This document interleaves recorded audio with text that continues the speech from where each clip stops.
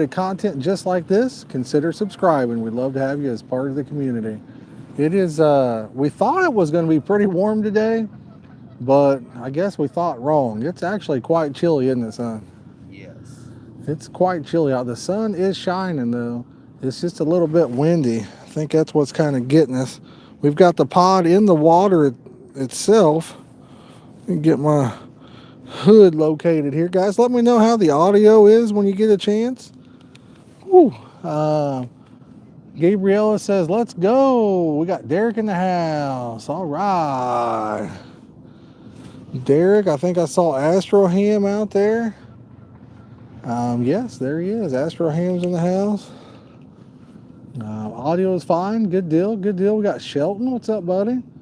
What's up, buddy?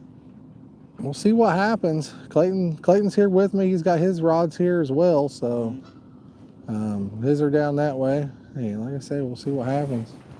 It's a lot colder than I thought it was going to be. That wind's pretty rough. I ended up throwing two rods right on top of each other. I'm over here at Springwood, Jeremiah, over here at Springwood. Looks like we got Justin in the house too. We're already up to 23 people watching and 7 likes. Guys, I appreciate that. We're closing in on what I say, 9,400 subs, son. We're not too far off. I did, Junior, I did. Yep, I sure did, guys. If you're just joining in, we got Hooks and Hammocks. What's up, buddy? If you're just joining in, take the time to hit that like button. We greatly appreciate it. It's a good day for fishing. Already caught 2. Nice, Hunter. Nice, buddy. Awesome. We're at the Hitman Heart Glasses. You know it. What's up, Steven? Steven, Jeremiah. He's at the river today. Nice. Yeah, it's actually a lot colder than I thought it was going to be. Woke up, sun was shining, beautiful day. It's still beautiful, but my goodness, is it chilly out. It is chilly today. We got Ernestus in the house too. What, bivy? I don't have a bivy, Ernestus. I wish I did, buddy. Those things are nice. Yeah, if it wasn't windy, it'd be beautiful, wouldn't it? My buddy has to work. I didn't get to go. Bummer, Junior. Next time, man, next time. Get out there next time. Boom, 1 like from 10 already. Got some bean out here, Shelton. We got Richard in the house, Jack in the house. David says 3 on the bank here, Southern Ontario. Nice. So far this year, we haven't been skunked, so we'll see what happens. Ernestus, we literally just got the rods in the water. What's that, bud? So we're hoping to keep that streak going. Yeah, Clayton says we're hoping to keep the streak going. No blank today, we hope. We'll see what happens. I don't have a lot of bait. I'm using stuff that's, a few weeks old, so coming down 1 inch an hour of snow, man, that sounds rough, Steven. Be careful out there during that kind of stuff. If you get on the roads, drive safe, you know what I mean? I think I've got, what's up, Cat? I think the left rod is a Munch 14 millimeter boilie, I think, and then the other 2 are homemade boilies with bean meal pack bait. But I think I threw 2 of them right on top of each other, so I don't know. Maybe we'll get lucky and get one. If Clayton might get one down there. What boilies are you using? I'm using 1 tiger nut, cream seed. Cream seed, a tiger nut, and 2 homemade. And 2 homemade, he said. What's up, Sheila? How you doing? Sheila, we ended up eating at that burger place down there. What's going on, Kenneth? How you doing today, buddy? Doing good, my friend. Doing good. We're out here trying to catch a fish. What's up, River Rat? We're just out here trying to get on some fish, you know. We're going to do a face cam for a while, and then if we get too cold, we may set in the truck for a little bit and just do rods only for a little bit, and then warm up and do face cam again. Sheila, it was okay. It wasn't bad, but yeah. I would have rather had Culver's, I think, but it still wasn't bad at all. Wasn't bad at all. What, the burger place? Yeah. Burger was good. Didn't you say you really liked your burger? Yeah, I liked mine. Clayton said he really liked his. I had the same burger he did, and I thought it was pretty good. A little bit expensive for 3 people. Was like 60, almost $60, I think. So I've never been there. It wasn't bad. Like I said, I've had worse. That's for sure. It wasn't bad at all. I feel like that camera's shaking a little bit, but I don't know. Jack says getting ready to order alarms with a receiver. Nice, Jack. Which ones you getting, buddy? If you want to save some money, go to carpangler.com and use my coupon code JV10, I think is what it is. Save yourself 10% off, buddy. Chinese food on my lap and munching whilst watching this live. Nice. I like some good Chinese food. But here's the problem. When I go eat Chinese buffet, I kind of eat I eat some Chinese stuff and some like American food there too. Sonic Vaders as soon as Raphael gets them back in. Nice. Nice. Yeah, that's nice. Clayton's got, you got what, Sonic? Which ones are yours, son? Do you remember? I don't know, Sonic. Sonic somethings. I used to know the name of them. You want to go check? Nah, you don't have to if you don't want to. But yeah. Clayton's got some songs too. Got me Uncle Lou fishing rod, just waiting for it to come in, and a Guard Dog Pro 2. Oh, nice. Nice. Junior says, Purple Haze rockets any good? Yeah, I mean, I love mine. All rockets are made basically the same, Junior. That's so. ones I'm using today, the Purple Hazes. Yeah, Clayton's got the Purple Hazes today. I've got my actual purple rockets today. I put a power handle on one. I've got power handles on all of them, but a company called Gomexis sent me a power handle to try. So I put one of those on one of the reels, and I put on some of that PB mono or PB control mono fishing line. Just kind of trying it out as well. Yeah, there's a lot of geese over here, always and forever at this place. It's always got the geese. Went to Ben's in Jeffersonville. They had a bunch of new stuff. Sheila, you know, I didn't stay there for a real long time. I ended up having to leave. But yeah, it was still cool to get down there and check it out. Big Carp Tackle is finally going to be restocking their bait selection within a week or two. They've been out of almost, yeah, that's good. Yeah, Shelton, have you checked out carpangler.com yet, Shelton? They've got a whole bunch of baits in stock over there too. Whole bunch of baits, only $5 shipping as well. I think it's Sonic. I really like that. SKX. Sonic SKX. That's what Clayton has for his alarms. Guys, we're setting 2 likes away from cracking that 20 mark, y'all. If you haven't already, make sure you hit that like button. Every 100 likes we get, we'll give something away. So, and if y'all are new to the channel, consider subscribing. We'd love to have you as part of the community. Yeah, check it out, man. Like I said, $5 shipping. I like that. Yo, wishing I was fishing with the $2 make you holler. Woo! Yo, baby. Thank you so much. Wishing I was fishing. Thank you so much, buddy. We haven't blanked yet this year. Now, will we continue that streak? I have no idea. The Hellcat poles, yeah, Sheila, you should have went down there. Yo, what's up, Trendkill? Should have went to CatCon and checked them out. They had a bunch of them down there. They are good-looking rods. Real good-looking rods. What's the ones we were looking at? Mad Cats? We were looking at Mad Cats and the Hellcats. The Mad Cats are super pretty, but man, they're thick. Boy, they're thick. The Hellcat, I think, was a little bit thinner. What's up, George? How you doing today, buddy? Yeah, I think the Hellcat was a little thinner, which I like the thinner stuff. That's why I really like my Whisker Seekers. I would love to get on board with a manufacturer that would like to maybe help support the channel or something that has something I really like. Where are you and your wife catching them fish? I seen you in the video. You was slaying some nice ones. I'm not sure. I'm not sure which video. The Hellcats glow, yeah, Sheila. I don't know. I think it's like 40-some degrees, but the wind makes it feel chillier. €10 for your first catch today. Oh my goodness, Astro's putting a challenge down for us. Clay, we got to get a fish, buddy. He says €10 for the first catch. We got to get one. What do you think? Yeah, it's gonna be tough, I think, because we haven't been skunked yet this year, so we're due to get skunked. We'll see what happens. But the glow ones are, yeah, that's the. Yo, what's up, Frank and Low Life? The Hellcats do glow. The pink ones, they got pink ones. I think they got. Do they have green Hellcats too? I can't remember. I think there's pink and green, but they do glow. Yeah. Get through net. There you go. And I did buy another net just like the one I have, the blue one. I think you said it was her first fish of the year. Yeah, I don't remember. I do not remember.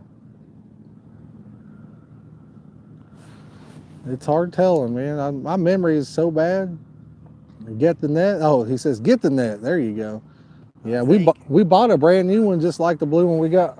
Am I getting the bite or is it just the wind blowing a little bit? Having the rod tips up like that and the line, like, it could definitely set off a few beeps for no reason. It could. I think you're talking about the dock. Ohio, I think. Oh, okay. Yeah, I think you're talking about over there in Ohio, I think. I'm not positive. What's up, Charlie? How you doing, buddy? Um, let's get it. Yeah, let's get it. I think maybe you're talking about Ohio. Was it the one where she said something about an ice cream truck, possibly? Something to, yeah, there you go. If you guys like that view, that's a pretty view, ain't it?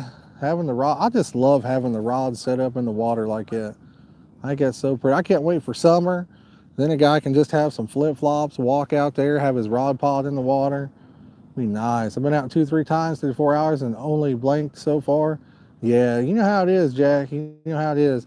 Once it's cold like this, you just kind of got to get lucky and get in front of the fish on the dock. Yeah, that might have been Ohio River Rat.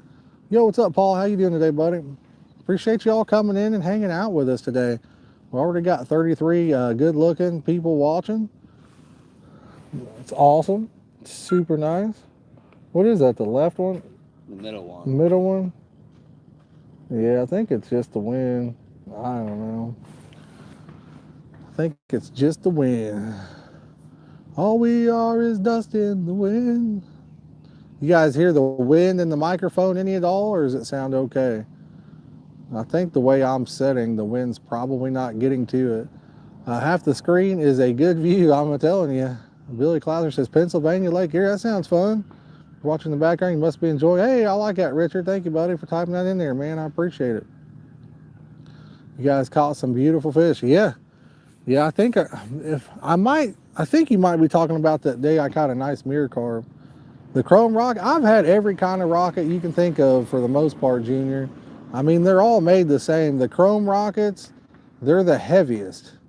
Those are the heaviest rockets. But yes, I've had a chrome rocket. There's also one called a gunner. It's almost like a black chrome.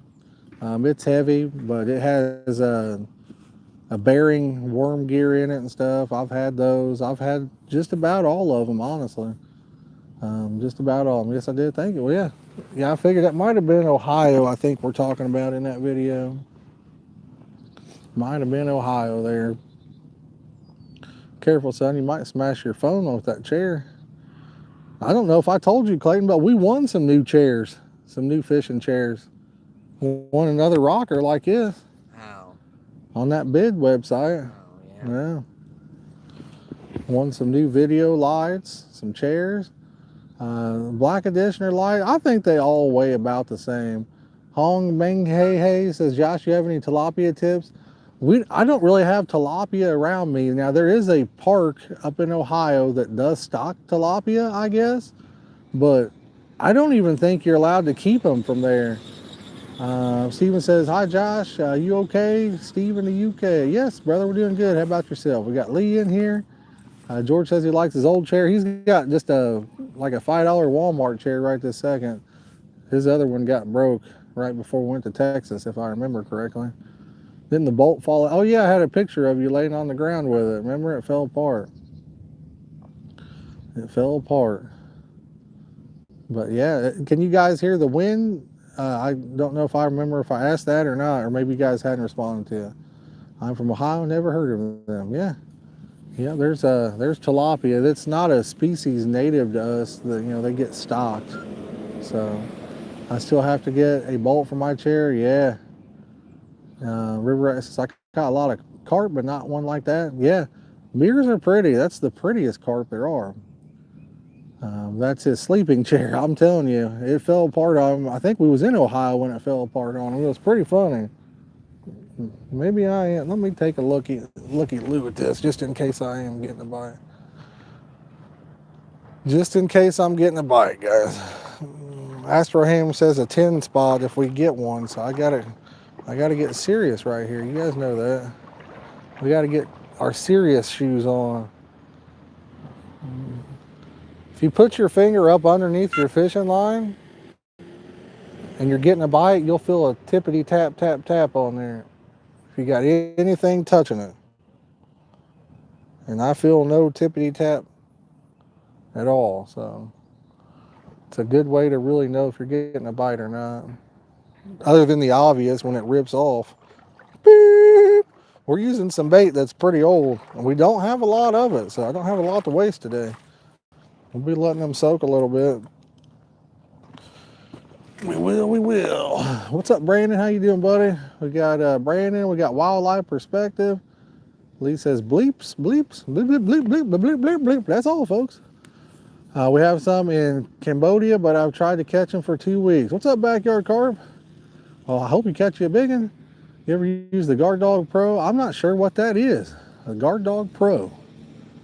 That I don't know. Let me know in the comments there. I'm not sure what it is.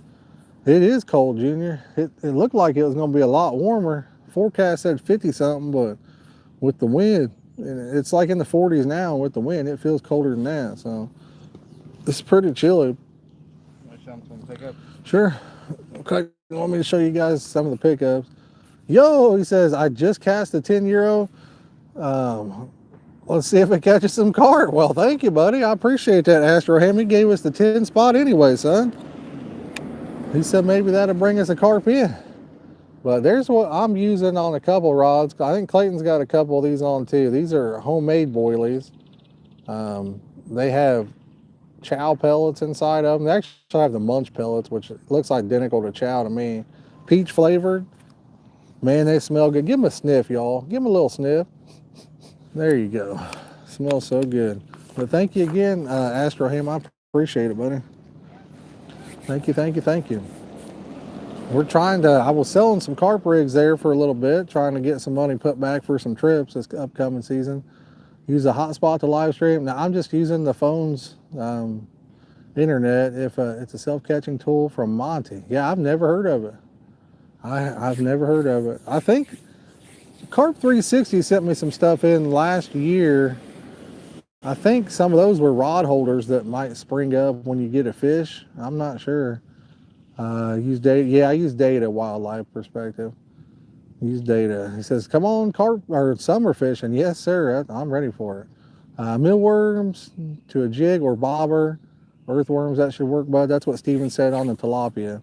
So might be some good advice. Like I said, I've never caught a tilapia. I don't think. We used to raise them.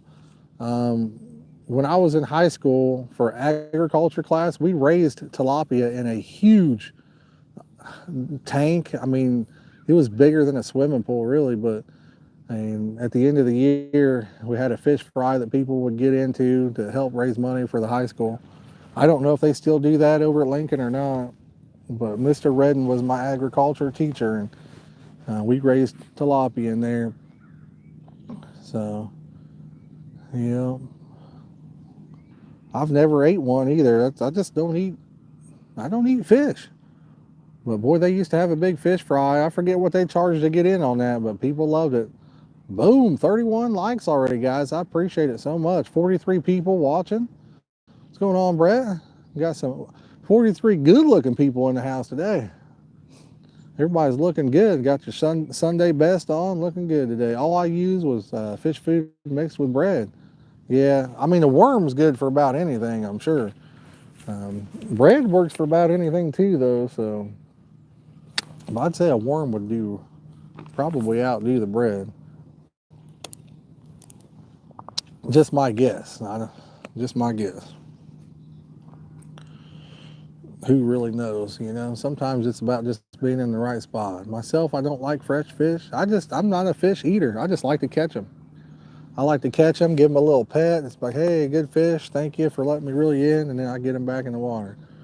Brett says, snowing here, went back to bed. Oh, man.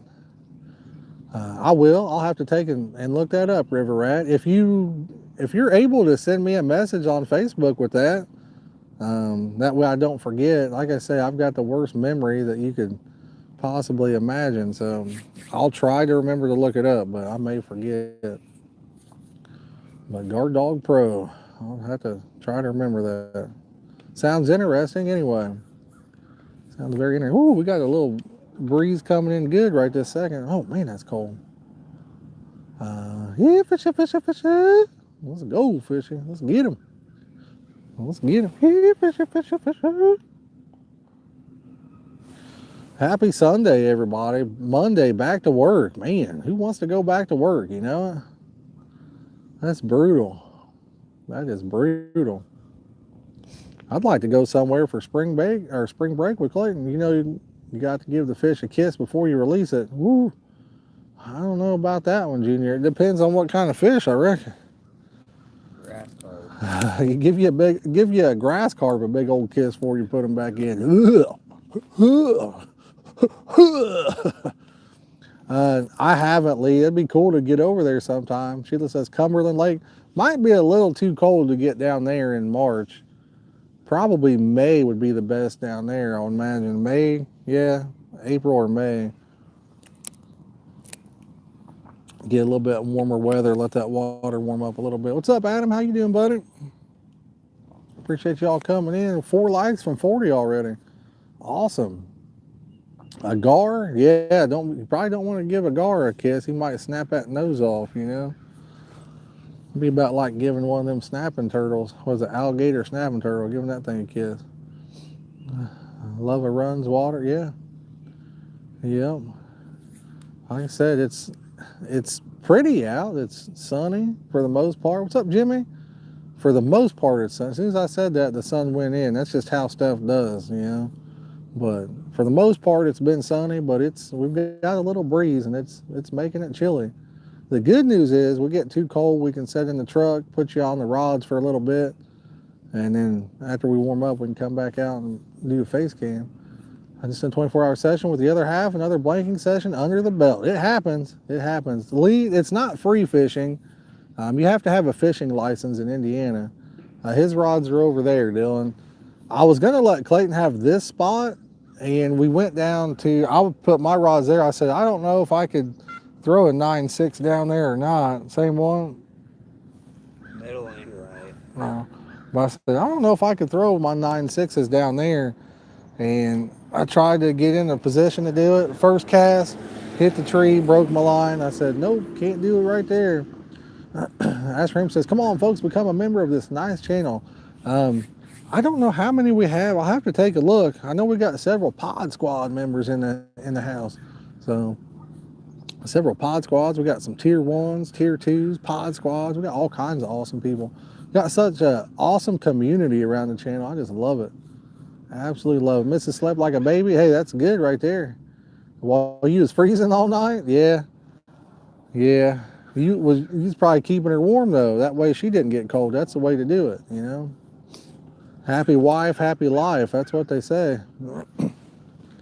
Happy wife, happy life. What do you guys think about that? Is that words to live by? I think it is. I think that's words to live by right there. Keep them happy, and then they'll keep you happy. You cold, bud? A little bit.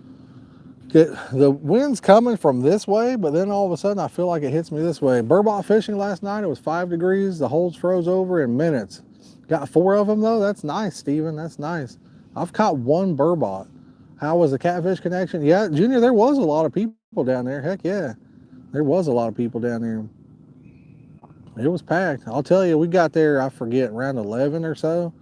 And it was rough just to get in just the park, you know. Some boys, hair rigs coming too, but I need to get the loading tool. Yeah, you can get those cheap off of Amazon, you know what I mean?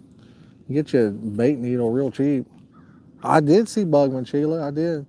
Let's see, list of people I saw. I saw Bugman. Who all did we see, Clayton? Bugman, Martin's UK, saw him.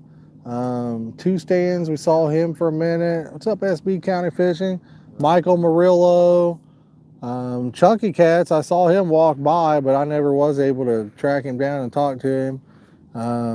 Pontoon Jody was there. Robin C that comes in here, she was down there. Keith Doc Reed, we found out the meaning behind the name Keith Doc Reed. We found the doc part, which was a really awesome story. And then, I mean, we ran into all kinds of people down there. Yo, what's up, Danimals? How you doing today, buddy? How you doing? Trying to think. I'm probably missing somebody. Again, my memory's terrible. Am I missing somebody, son? Palmetto. Palmetto Cats. I walked by Muddy River Catfishing. I saw him there. He had a like a truck selling stuff, I think. So, but yeah, I didn't get to talk to him either. There's a lot of people down there. Oh yeah, Sharina was there. 1 ton fishing. Art, right? Art, and then Josh from 1 ton fishing. JBT. Oh, JBT was down there. But it's weird. I do notice one thing when you meet people in person, and I'm sure it goes the same for me. It's like you think, like you have kind of build up based on what you think people look like through a camera. And I've noticed everybody looks a little bit different, you know. It was in Louisville, Kentucky, Brett. Louisville, Kentucky. Everybody looks a little bit different in person than they do on the camera for some reason. LG Bass Tom was with the 1 ton guys. I didn't see him, Danimals. I didn't see him, buddy. He may have walked off or something when I was over there by them. So very, very possible. Yeah. But there was a lot of people there. Like I said, when we got there, we got Carl Smith from the UK. What's up, buddy? How you doing today? I hope you're having a good one. But trying to think. Oh, when we got there, like I said, the parking was hard to get a spot. My newest piece of artwork did nice, Animals. What was it? Ask him. I didn't do any recording or anything like that. We met Robin's dog too. What was her dog's name, Clayton? Do you remember? No idea. A beautiful Great Dane. I thought about going, but I can't walk or stand along with my back and knee issues. Understandable, Sheila. Understandable. It would have been a lot of walking, that's for sure. I don't know. Do you have a wheelchair or anything like that you could have used that might have made it a lot more bearable for you? It was presented to Palmetto Cats, Kevin Fire. Oh, gotcha. Yeah, gotcha. Yeah, I didn't get to watch any of that. We was nominated for one of those awards. We didn't end up winning, but it was still cool that we got nominated for it. I was excited anyway. What did you get nominated for? I think it was Best Bank Angler of the Year or something like that. Who got it? Danny Stone ended up winning, I think. Mom went through and watched it and said Danny Stone, I think. We got Peter in the house. Are they going to have another one, Junior? I think they have 1 or 2 a year, don't they? Don't they do a fall one and a spring one like that? I'm not totally sure, to be honest, bud. I think they have a website that probably tells you everything about it. It's probably something along the lines of Catfish Conference. You might Google it, and you probably find everything you need to know. Yeah, there were a lot of questionable winners. I don't know about that, the animals. I mean, I'm sure just got voted for, whatever, you know. Can't be mad at that. Well, being nominated, yeah, it was just cool to get nominated. So, good lazy day. You tried topping your top-ups with worms. Carl, I don't have any worms, buddy. I don't, but I mean, that definitely wouldn't hurt anything, that's for sure. I can't even remember. I think Slinging Baits and Danny Stone were the other 2 people in my category. And I'm thinking it was Danny Stone that won, so I think that's what my wife said. She had looked it up. Congrats to him. Congrats to everybody that was nominated and won awards. I think it's awesome. It's pretty cool.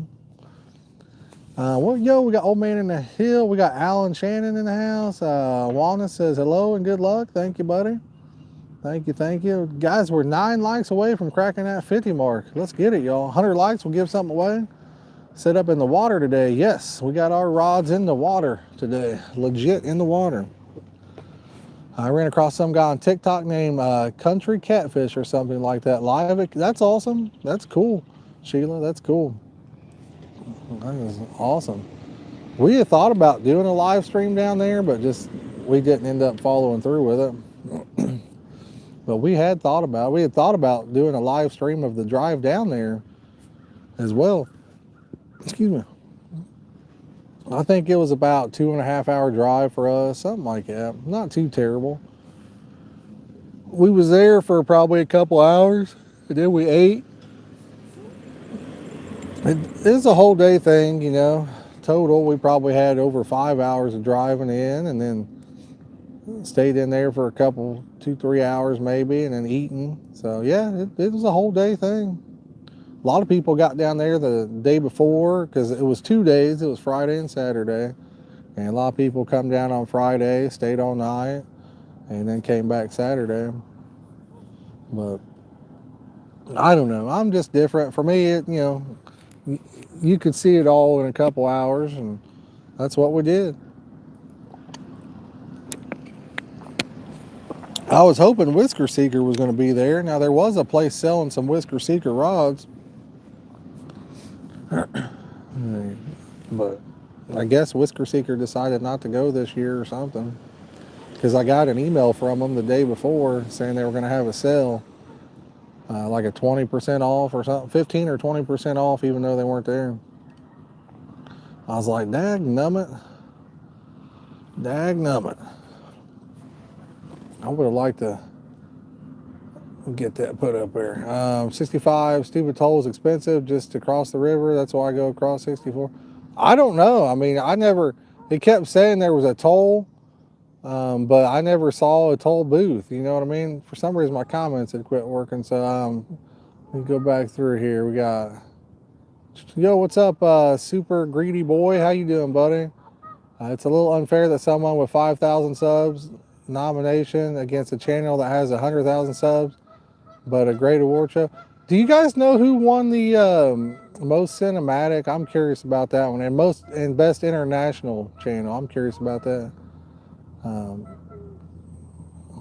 If anybody knows, they bill you, really? So they don't even have a toll booth or anything. Just by driving across it, I'll get billed. I was wondering about that. How much am I going to pay for that then, I wonder? They send you a bill in the mail these days, take a picture of your plate. That's rough. That's rough. I wonder how much we're going to get charged. All we did was cross it. But I was curious about that. We was on the toll, what is that? The turnpike before. Fishing with Carl won international. Okay. Steven is pretty wide, but well, I mean, let's just be honest. As far as the best channel period, as far as even cinematic. I mean, cinematic Carl or just Carl or whatever, fishing with Carl. I mean, he's got the best channel. You know what I mean? His stuff is like legit movie kind of stuff. That's the best. He should have won. I don't even think he was was he even in the cinematic thing? I mean, that's like the most cinematic style footage you could get. But I was curious who would win international channel. Yeah, about all of his films are epic, you know, Brett? I mean, they're all epic. I wish I could do that kind of stuff, but I thought Local Marks might get international channel. That's why I was curious. I was curious about that. I thought he might get it. I can't even remember who I voted for. Now, let's see, who was it? I think international was it Rich and Leo? Local Marks, I think. Or maybe Carl's channel. I'm not sure. Derek says, hey, fishing, fishing, fishing. We're over here fishing, buddy. That's where we're at. Where are you at, sir? Fishing with Carl? Yeah. Fishing with Carl. I do love watching his stuff, like I said. Their U.S. trips were really awesome. The Blackfoot Reservoir over there in Idaho, I would love to go over there. Love to go over there. Even more so after watching their video, you know. Funny how the kid that catches the most and biggest catfish took third in Youth Angler of the Year. Well, Daniels, you just got to understand, I mean, you know, it's all just for fun, and it's about votes. So it's all, you know, you just got to get votes. Catfish and Carp Luke, yeah, I like watching his stuff too. Just because you have the biggest fish or anything like that doesn't really mean anything. Super greedy boy, we've only been here for 30 minutes, it says. So since it's really cold out, it's going to be slow. It's going to be pretty slow today. Now, we might catch a few, but it'll probably take a while. We'll just have to see what happens. If any of y'all are new to the channel and you enjoy fishing related content or just like hanging out in a chat that's full of awesome people, consider subscribing. We'd love to have you as part of the community. I did Danimals. I had a prize for him that he had won, and I handed it off to him. And then who was, I think it was Mr. Rogers or Bob Ross. Bob Ross, I think. He had won something. He had me give it to Keith down there. Catfish and Carp. Do you need to get the beads out there when... Yeah, there you go, Dylan. What was you talking about, catfish and carp? I'm not sure what you meant, Mike. I would have loved being there to meet Martin. Yeah, nice guy. Nice guy. Seemed like a nice guy. We didn't get to spend a whole lot of time with too many people, but it was nice to put faces to some names and all that stuff. As soon as I looked over, I saw Keith. I was like, he's wearing that mic, because I'd sent him a shirt. So, and I was like, oh yeah, that's Keith. Did Luke win something? The animals? Is that what you guys are saying? He probably did. I mean, when you got 1 million subs, you'd like to think you'd win something. I mean, that's a lot of hard work all on its own to get up to that point. And so you figured you probably would. And then you'd think your community would probably, you got so many more followers. 70s this week. They said 71 Tuesday and 76 Thursday. Well, let's just find out, Sheila. I think it said it was going to be really nice Tuesday. Let me take a look here. I'm going to go fishing at Hubbard's. Nice there. It says, so storms tomorrow, 50 Tuesday, 66 Wednesday, but rain. Thursday, 49, rain. Friday, 37, and snow. Saturday 40, Sunday 47, Monday 53 next week. So it doesn't appear that we're going to have too much nice days coming up. Mondays and Wednesdays, I have to work from a different location from here on out. So yeah, I won't be doing too many live streams on those particular days. What's up, Robert? How you doing, buddy? Hope you're having a good day. Missed the live stream. Yes, sir. We've been live several times this year already, especially in the last 2 or 3 weeks. We've been live once or twice a week again. George says all we have is snow and ice. That makes me think of a song. You're as cold as ice. You're as cold as ice. 50 likes, guys. All right. We're halfway to a giveaway. Another 50 likes will give something away. And like I said, if any of y'all are new, consider subscribing. We'd love to have you as part of the community. We're going to try to get on some fish. I think my left rod and my middle rod are casted just about right on top of each other. I've contemplated on reeling them in and spreading them out a little bit farther, but I don't know. We'll let them soak they ain't been out there long enough, really, so don't have a lot of bait. I should probably let them soak. That's probably what I should do. What's the bait, Peach? Hub's not open yet. We got a porch pot. Oh, gotcha. Gotcha. Yeah, we're using, I think it's peach bean meal, but it's kind of old, so I don't know if it really smells like it or not. But it may only be a couple weeks. I thought about trying to get up there to Indy Lakes one time this year. Thought about trying to get up there. I just don't know, some of that stuff is so expensive nowadays. Derek says spread them out. Yeah. Derek, I don't have much bait, so I think I'm going to let them soak for just a little bit longer, and then I may spread them out. 1111 is open now. I don't think so, Super Greedy Boy. I don't think so. William says Hubbard is better. Yeah, I just kind of, thought about going up to Indy. I know they got some big jugs, I think, don't they? I could be wrong. How many of y'all caught so far? None, Sarah. None. We ain't been here too long. Been here about 39 minutes, it says. So, what's up, Jerry? How you doing today, buddy? Appreciate y'all coming in and hanging out. Yes. But we haven't been skunked yet this year, so that's what we're working with. We're hoping it continues on like that. That's what we're hoping. Now, will it? I don't know. We'll see. Indy's is nice. He just put in some loads of blues and carp. What'd you say, son? I don't think Dylan's been skunked this year. You don't think what? Dylan has been skunked this year. Yeah, Clayton said Dylan ain't been skunked this year because he ain't been fishing this year. Yep. Oh, man, I'm ready to get back over to the White House and get some carp fishing in. That's about jam over there. Sheila says going to catch at least 2 today. There's a few 39-pounders. Nice. Sitting here enjoying some good old deer stew from the crock pot. Nice. Nice. I'm going to be enjoying me a peanut butter and jelly here in a little bit. I'm going to enjoy that. I got to get back on the health kick again, man. I'm telling you, I've been eating a lot of bad stuff here lately. I'm cool with any, but it's hard to fish it sometimes. Yeah, it's probably packed, you know. All of them probably get like that. I'd say they all do. Yes, sir. 55 likes, y'all. Nice. Heck yeah, let's go. Deer Corner says, looks like sun and fun. There's some sun, and there's a little bit of that fun going on too, Deer Corner. It is kind of chilly, though. It is kind of chilly. I can't wait. You know, I mean, as much as I don't like 100-degree weather, you know, I'm still excited for summer. Summer, get under a shade tree and just have fun. I want to come fish the Pay Lake out there. I mean, you can come up there and meet me at Highway one day if you want. The other ones are up in Indy.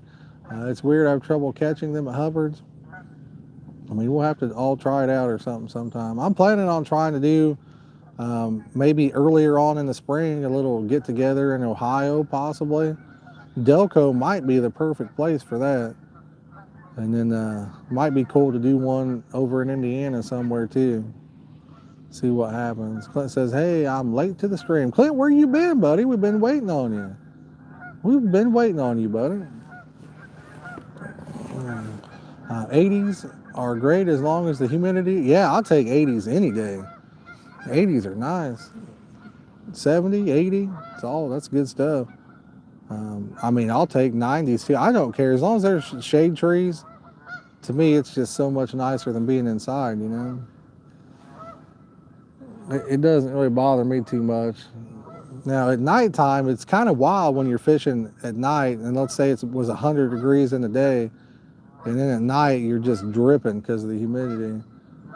Back to work, tight lines with Super Greedy Boy. Thank you for coming in and hanging out a little bit, buddy. I appreciate it. Have a good rest of your day at work today. Don't work too hard, all right? Do not work too hard. That's where I plan on trying. And Benito says, hello from Lake Elsinore, California. I'm about to go fishing in a bit myself. Well, Benito, I hope you catch a monster, buddy. Hope you catch a big one. Are you fishing for carp or what are you going after? Let us know in the chat there. Everybody, what's your biggest fish of the year? If you guys have caught something this year, what's your biggest one? The backside between 2 and 3? I mean, doesn't Indy have some really big jugs right now? I thought I saw somebody say there was like a $20,000 one or something. I could be wrong, but I could have sworn somebody said there's one worth like 20 grand. Oh, I got these Walmart boots on and walking out in that water. It's cold. He's going for carp today. Nice. Going for the good stuff, he says. All right. All right, all right, all right.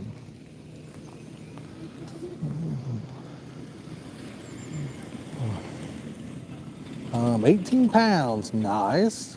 Clayton, what was your thing? You caught like a 17 or 18 pound buff, didn't you? An 18.9. 18.9. Dave caught said there's a $22,000 jug up there at Indy. 31.5 to, what was it, 31.8, I think it said. That sounds like a fun fish to catch. That would be good. 21-inch burbot, nice. I mean, I would have fun catching that fish. Can you imagine catching one worth $22,000, son? Yeah. That'd be a day right there.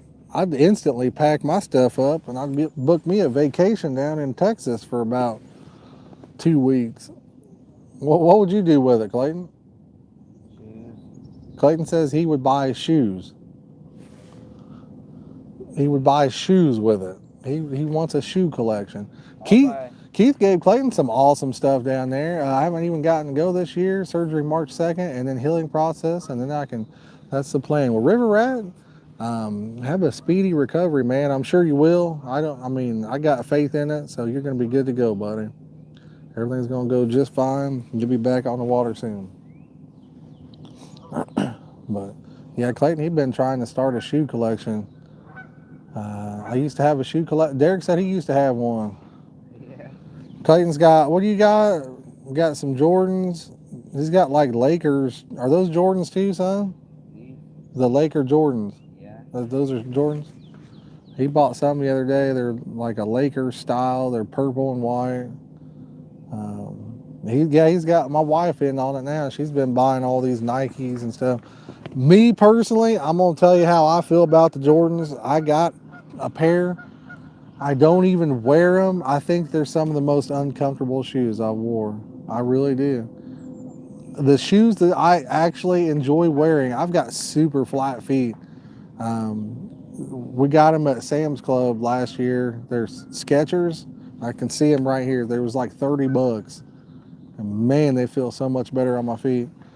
Put in 31s in, but they put smaller and bigger in. Yeah, you never know. Those big ones will lose weight. You know that. So it may not be too long before that fish drops into that weight range. You know what I mean? In a lake like that, fish do not get bigger. They only get smaller. So if we put bigger, at some point, they're going to be there. Just got to catch them at the right time. And who knows? You may already have them in there that size.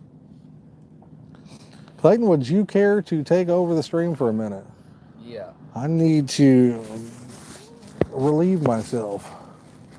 Let me get this microphone. You can just hold it if you want. Breaking news, this just in. Clayton's going to take over the stream for a second. Oh! Yo, what's going on, everybody? What rods are we taking out first today? I got a good feeling I'm going to hopefully keep the streak alive and not skunking so far this year. Only have 2 feet. How many shoes can you wear at one time? Deer, I mean, if you really wanted to, you could probably wear multiple shoes at one time, I would say. Yo, what's up, Brett? We got 6 rods out right now. We got this 3 into my left down there right now. We got another 3. Derek, I mean, not just Jordans. I mean, I would collect other shoes. Yo, what's up, Clint? How's it going? Let's get that like mark up to 100 likes, guys. Let's get it. Let's get it. I know we're planning on doing a homemade boilie video. You guys have to be ready for that. We got some right now. We got 4 rods with homemade boilies. And if you guys saw the last stream, my dad kept talking crap. He was like, Clayton's going to skunk today. Ended up catching the biggest fish of the day. It was an 18-9 buffalo. As you guys know, down in Texas, I ended up catching that 43-pounder. And they call me the Buff King now. So that's how it's going to be. You never know. We've never caught a buffalo out of this place. But, you know, Buff King like me, I'll make it happen. I'll get that buff done. Yes, my mom's starting an Air Force collection. What is up, Clint? But what rod do you think is going to take off first, guys? We got 6 rods out there. 1 to 3. So the very left rod right here, that would be rod number 1. And down there, that'd be rod number 6. Yo, what's up, Eddie? How's it going? How's it going? Yeah, Derek, that's what I use. There's a lot of pretty cool shoes out there. A lot of expensive ones, too. I know I'm trying to collect some shoes. My dad's collecting some fishing gear. He has a lot of collection of fishing gear, don't you? He said he needs to get rid of all of them. You probably got like at least 25 reels right now. Wouldn't you say so? You still got a lot of spinning setups. You got that one nice European setup, don't you? You know it, Dr. Buff in the house. Rod number 3 is going to take rod 2. I don't know. I'm saying my rods are going to be the ones that take off first. I think he's going to end up skunking today, and I'm going to end up tearing it up. You moving those rods in order? Oh, yeah, backyard? I still want some hair rigs from you soon. Yes, I know my dad ties a lot of hair rigs. He just spent a long time tying up some hair rigs yesterday. How many did he tie up yesterday? I think none yet. He ended up tying around like 40 or 50. The shack pump backyard. Yeah, I've seen those. I've seen the pumps. They're pretty weird looking shoe. I would say so. We're two away from that 70 mark, guys. Make sure to smack that like button. Loch Ness Monster coming out the water. No, I think that's just my dad, not the Loch Ness Monster. You can see him right there. Are you the Loch Ness Monster? Yes. He is. Is that water cold on your feet? Yes. Can you actually like feel the water on your feet? So what's more comfortable, those shoes or the Jordans? Probably these. Really? Jordans are rough. Bang, boom, boom, guys. 70 likes right there. Let's get up to 100. 100 likes, we're doing a Who giveaway. give me 150 now? Who give me 150? Let's get it. Had some shack, went to find them. Still have those? Yeah. I know I'd like to catch the Loch Ness Monster today. I was telling them how we never caught a buff out of here, but I'll make it happen. I don't think there's a buff in here. I mean, the buff king always makes it happen.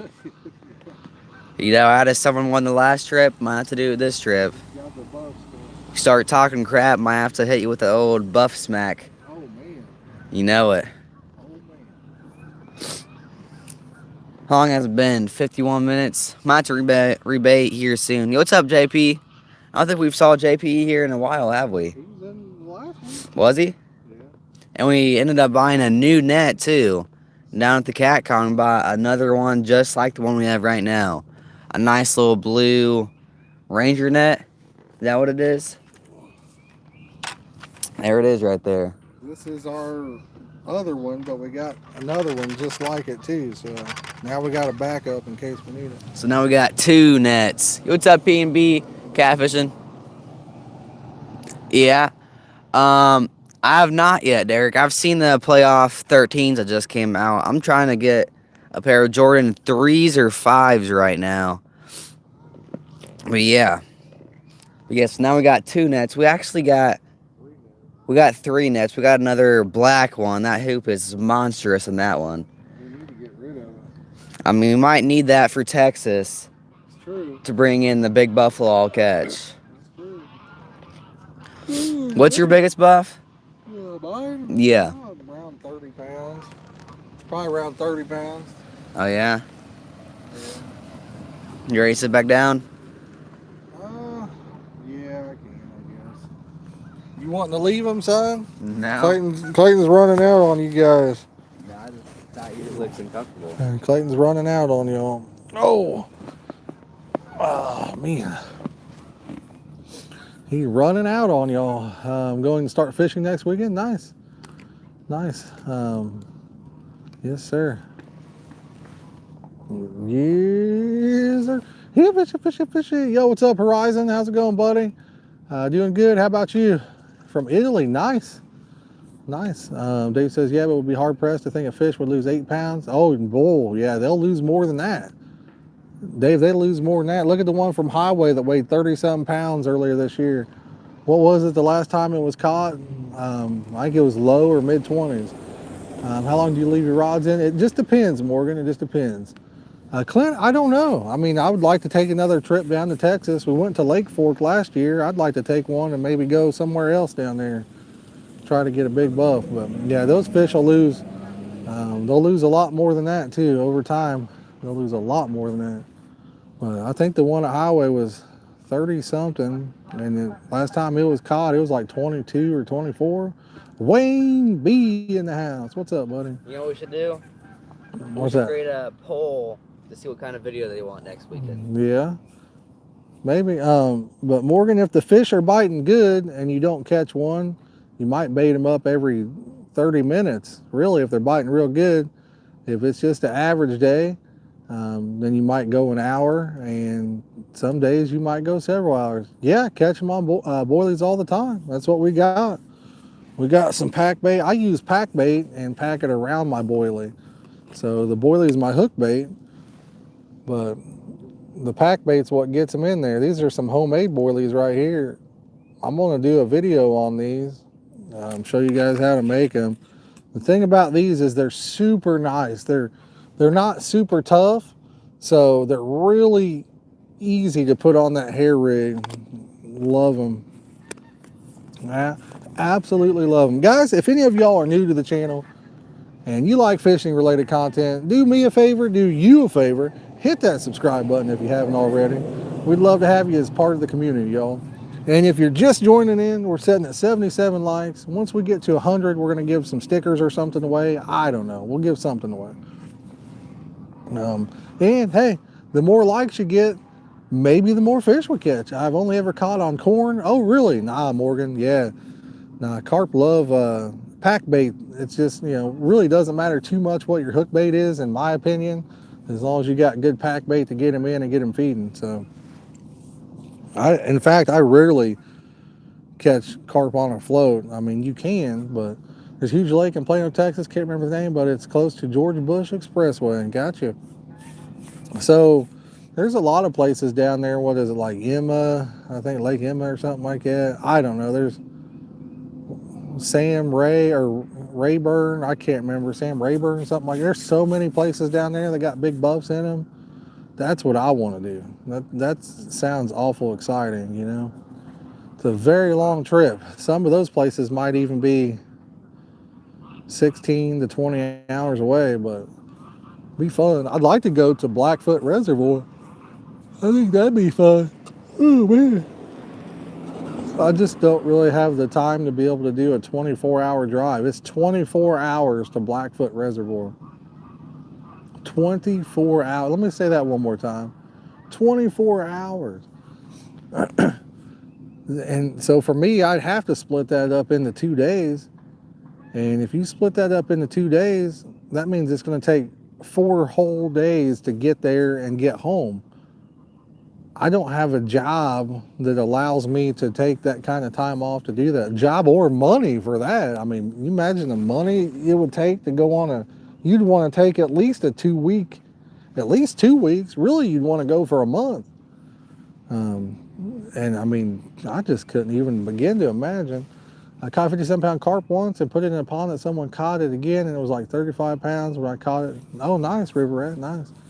Dave was talking about a pay leg. So, I mean, if you take a fish and you put it in a pay leg, they lose weight at a rapid pace. They lose weight like crazy. That's the whole reason why they have to put more in. Tag team with someone, drive straight through. Sheila, that'd be the way to go. That would be the way to go. Even then, you'd still, I mean, take a trip like that. You'd want to have the time.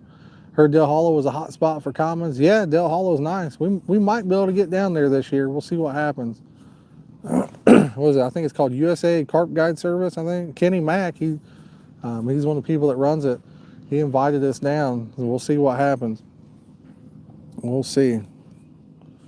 Don't know for sure, but it'd be fun. Can't do any live streaming down there at Del Hollow. I'll tell you that. There is basically zero phone service down there. I mean, there is nothing. It's pretty rough. You can't even do much calling or texting, really. Both places I went to down there, it was, when it's Del Hollow, I emphasize on the hollow. So, JP says we'll make it in 12. I don't think so. I don't think you're going to make a 24 in 12, buddy. I mean, you may.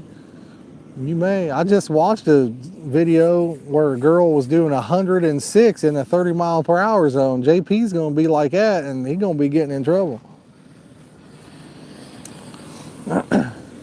It wasn't pretty what happened to her after she did that. So, JP, I'm going to recommend against it, buddy.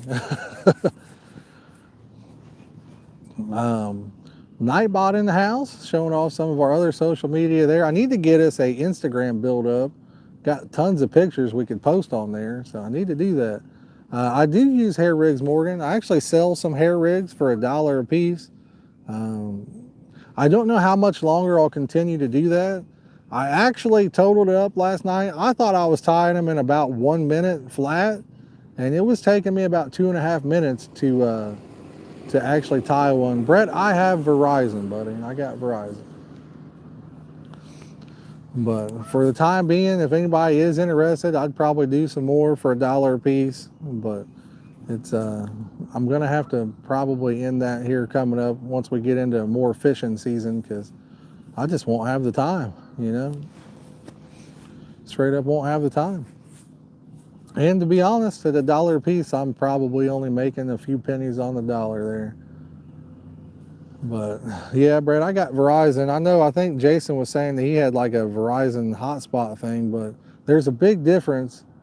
There's a big difference between being able to send a text message or make a phone call and having a strong enough signal to do a live stream.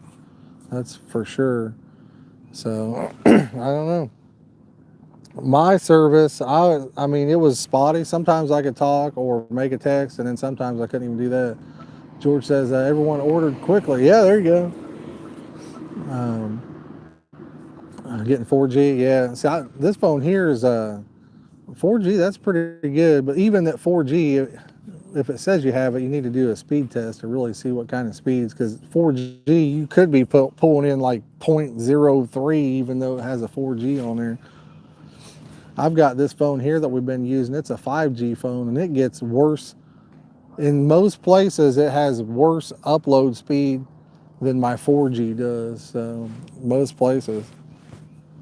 Do you take Venmo for your hair rigs? I don't have Venmo, Adam.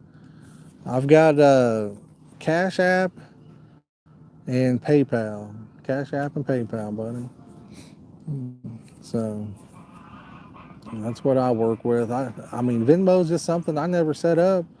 I think my Cash App is in the video description.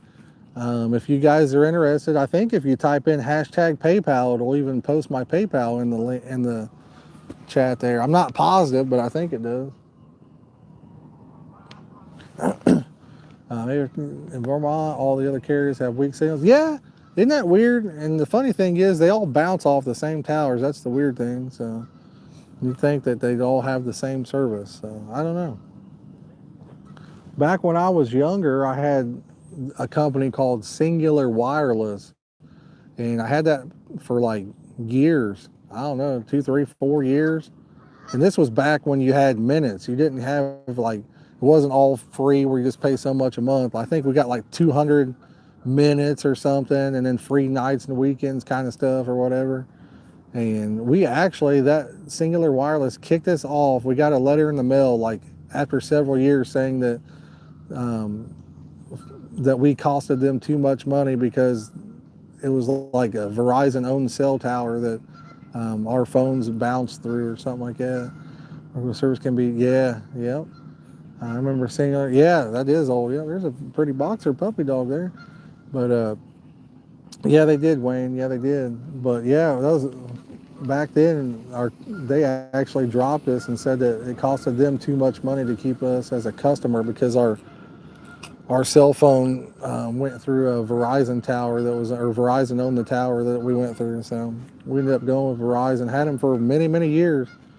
I've considered many times on getting rid of Verizon and trying something else. So I don't know. Boys were sitting at 83, boys and girls were sitting at 83 likes. If any of y'all are just joining in, hit that like button. What are you waiting for? The more likes we get, possibly the more fish we catch. I don't know if there's any truth to that. Probably not, but you never know. And bonus, at 100 likes, we're going to give some stickers or something away. So don't be shy. Hit that like button, y'all. And if you're new, consider subscribing. Love to have you as part of the community. It's getting kind of chilly out, so we'll keep the face cam on for a little bit, and then we may sit in the truck and get warmed up. We'll continue the stream. We'll just have it on the rods and no good looking face. I mean, you guys might have to do without this for a little bit. We'll see what happens. I've got me a PB&J and some Muncho's chips I'm going to tap into here in a few minutes too. Getting hungry. Getting hungry. Oh, whoa, that's a fish. I heard that. That was a fish. Yeah, the left rod too, wasn't it? That was on the left rod. That was a fish, guys.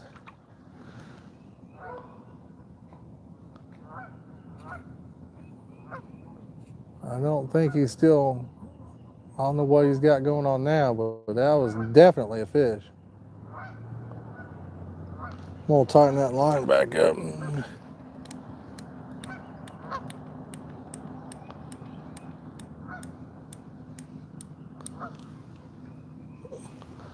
Yeah, he pulled the drag out a little bit on that. You hear the click, beep, beep, beep. That was definitely a fish. I suspect when I reel this in that it's probably going to get tangled up in the middle rod. I think they're both right on top of each other. We're using some new line today. At least I am. It's called PB Control Mono. Man, it feels nice and supple. The diameter to strength ratio is extremely good, but I don't know. Carp 360 was telling me that he had it and didn't like it. He said it got brittle and started breaking off about every cast. Now, I've had several lines do that. I'm hoping this isn't one of them. If it doesn't do that, then it could be some awesome stuff. I don't know. We'll see what happens on it. But I know we had our first bite of the day anyway. That's good. That is good news. So Another fish in. yeah, Clayton says we know there's fish in here. Yeah, we know that. We usually catch a lot over here. Sometimes we'll catch 15 or 20 fish in a day. In the cold weather, though, it's a little bit tougher to do. But we've had several streams where we've probably caught 15 to 20 fish over here. Don't catch too many mirrors over here, though. Every great once in a while. I think I've caught some goldfish hybrids and stuff. Service is bad at Brookville. Yeah, service is real bad at Brookville. Really bad down there. JP says, hold him, hook. Hook him, hold him, hook. I'm trying to think. I think that's the citrus nut or whatever that one was. I'm not positive. I think that was a Munch Baits pickup, and then they got the bean mill pack bait on it. So give it a few more minutes, see what happens. Maybe his tail smacked it. He's still out there eating. Maybe we get lucky. What do you guys think? Think we can get lucky on that or no?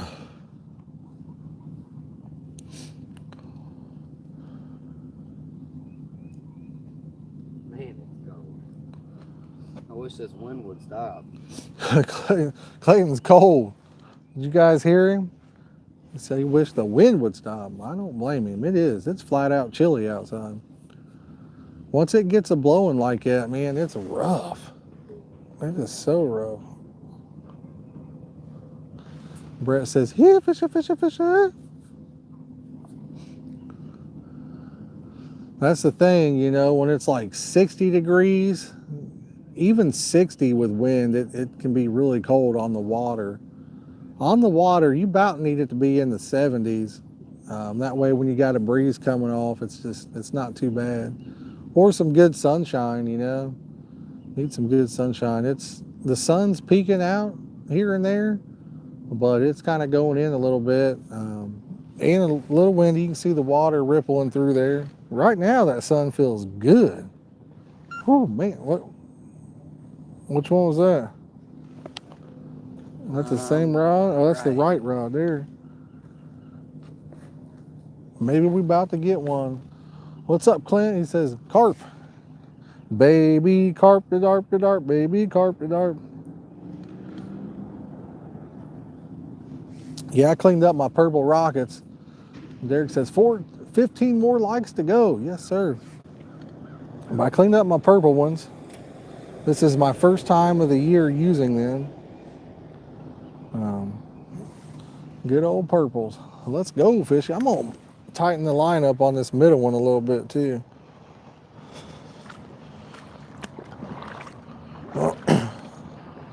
Tighten it up here. It's awful slack.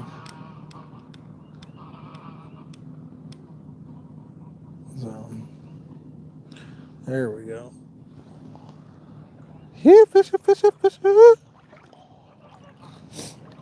But that line, the diameter to strength, it's so 28-pound test is what I got, and it was a smaller diameter than the Whisker Seeker 20-pound test that I use all the time. That's my favorite line. I don't know if anything's gonna push past that for me. That line just flat out works for me. It's gonna have to be some pretty good stuff. And like I said, Carp 360, he said he's used this stuff, and he said he didn't like it. He gave me the the worst case scenario that I didn't want to hear from anybody, because I've had several different brands of line that I've used that did the exact same thing. Where I pulled out, and at first I'm really impressed. I'm like, man, I like that. It's nice and supple. And you're like, oh man, it's going to be some good stuff. And then you use it for a couple trips, and all of a sudden it's brittle and breaking off every cast. And yeah, I'm hoping that's not going to be the case here. He said that's what happened to him, though. I'm going to get a little bit closer. Oh, there we go. I'm going to kick back and relax. This is where I can read the chat and see the rods. See what happens. 4 likes from 90. 4 likes. Let's go, baby. Let's get it. Who give me 87 now? I got 86 going. Well, who give me 87 now? I've got a video put back. I did it, last weekend. It's how to install a power handle. Clayton is right over here to my left. Brett says, always keep extra layers in my car. Hate being cold. Yeah, my feet are real cold in these boots in that cold water. But he's right over to the left. We got Waylon says, I always use from Japan, super strong. You know, I bought some line from, get this, I bought some line off of, what is that, Wish, I think. It's been, gee whiz, it's probably 5, 6, 7, 8 years ago. It's been a long time ago, right? And it said it was carp specific fishing line. It had the diameter, and I was like, there's no way. I bought like 60-pound test or 50-pound test, and I forget how thin it was. It was thinner than braid ever thought about being. That stuff came in, and it was thin. It looked like a tiny little thread. When you pull it, it just stretched itself out. It was just like stretch. It would literally stretch it to nothing. And then, yeah, it was probably the worst fishing line I've ever used. It was really bad. I may still have it somewhere. Your thing keeps flashing over here, by the way. Huh? Your thing keeps flashing. Your remote receiver, it keeps flashing. You may want to take a look at it. I don't know if it's not paired with that or what you got going on, but the 4 lights will keep flashing on there. Awa Shimion, the brown one is very good. That's a wild name to say. What's that line that Carp Angler just got in? It's like I think it glows under a black light or something. I can't remember what it was called. Looking for some good pop-up boilie base mix? There you go. There you go. We don't really have base mixes you can buy over here, Astro. You just kind of got to make your own. For a pop-up, over here you would want to put cork in it. That would be the route to go over here. You'd put cork in your mix, cork dust, and that would make it pop up. There are videos where people take and they'll put them in the microwave. I've seen that works, but I don't think it makes them float, indefinitely. So,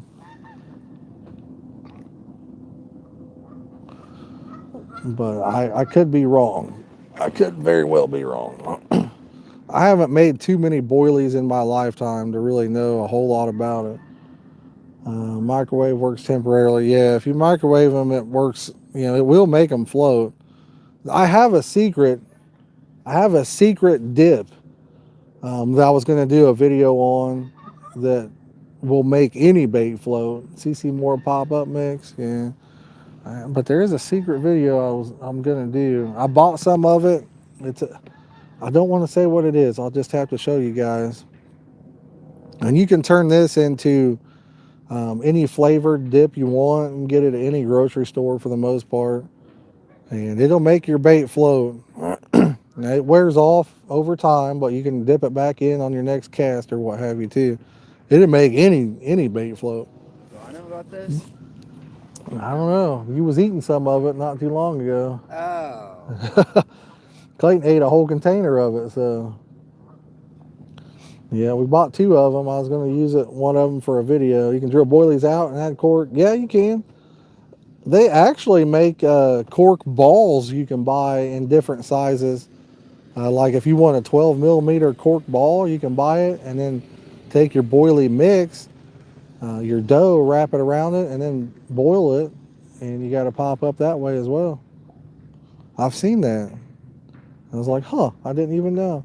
That's what, like, I used to do that with tiger nuts. I would use wine cork, the corks from wine bottles, and cut pieces off of it and put that on with a tiger nut and pop the tiger nut up. I have cork balls. Is it a pain? Yeah, I haven't tried it. I just happened to see that. Was it in a video or something the other day? I was like, what the heck? Didn't even know. Had no clue you could do that. Whew. Oh, man. Everybody I know use cork dust. Or, like I said, there's some videos. I think it's Luke that has a video where he microwaved it. And I've seen it done. I know it works. I just don't know. I don't think it's a permanent pop up, but I could be wrong on that too. Maybe it is. I think I saw him do it with some Wheaties or something like that. 3 likes from 90, guys. Let's go.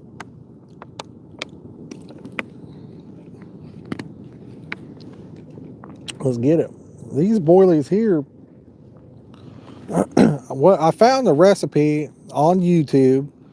If I can find that again, then I'll when I do my video, I'll post a link to it. But I just kind of altered it a little bit, and man, I'm telling you, I really, really like these. They go on the hair really nice. They're not super hard. You know what I mean?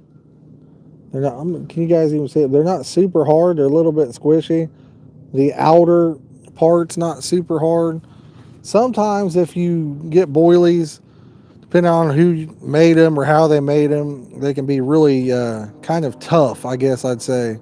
So when you're pulling your knot through on the hair, sometimes it can cause the boilie to just split open and fall apart on you.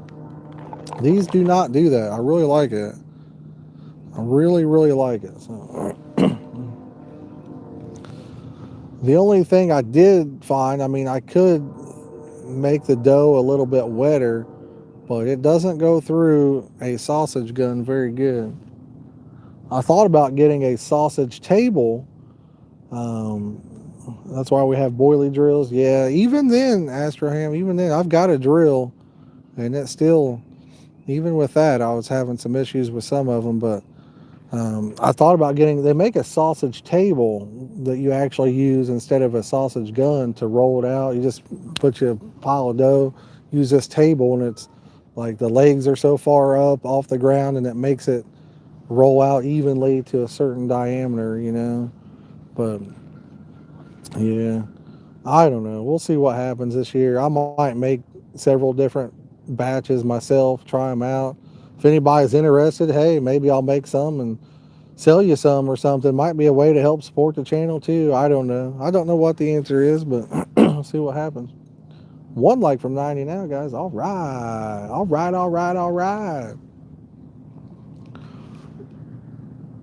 Clayton's got all the geese down there by his rods. And I mean, he's got a lot of them too, don't you, bud? He got a ton of geese down there. I ain't catching geese. He may very well get a goose on the hook. I would not doubt it. He's got 1 or 2 down here before at this place. So I made an eggless boilie with your mango flavor recently. Nice. Did you just use some liquid in there then? I think I saw. I don't think. I know I saw. Carp 360's got a video. He doesn't use eggs in his boilie mix. He just uses water. So there's a lot of different ways to do it.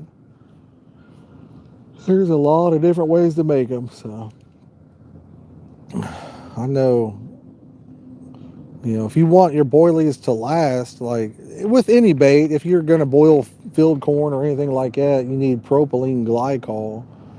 You need that as one of your wetters. That's what goes into flavors, carp flavoring, and that's what keeps it makes it last. Applesauce and gelatin, nice.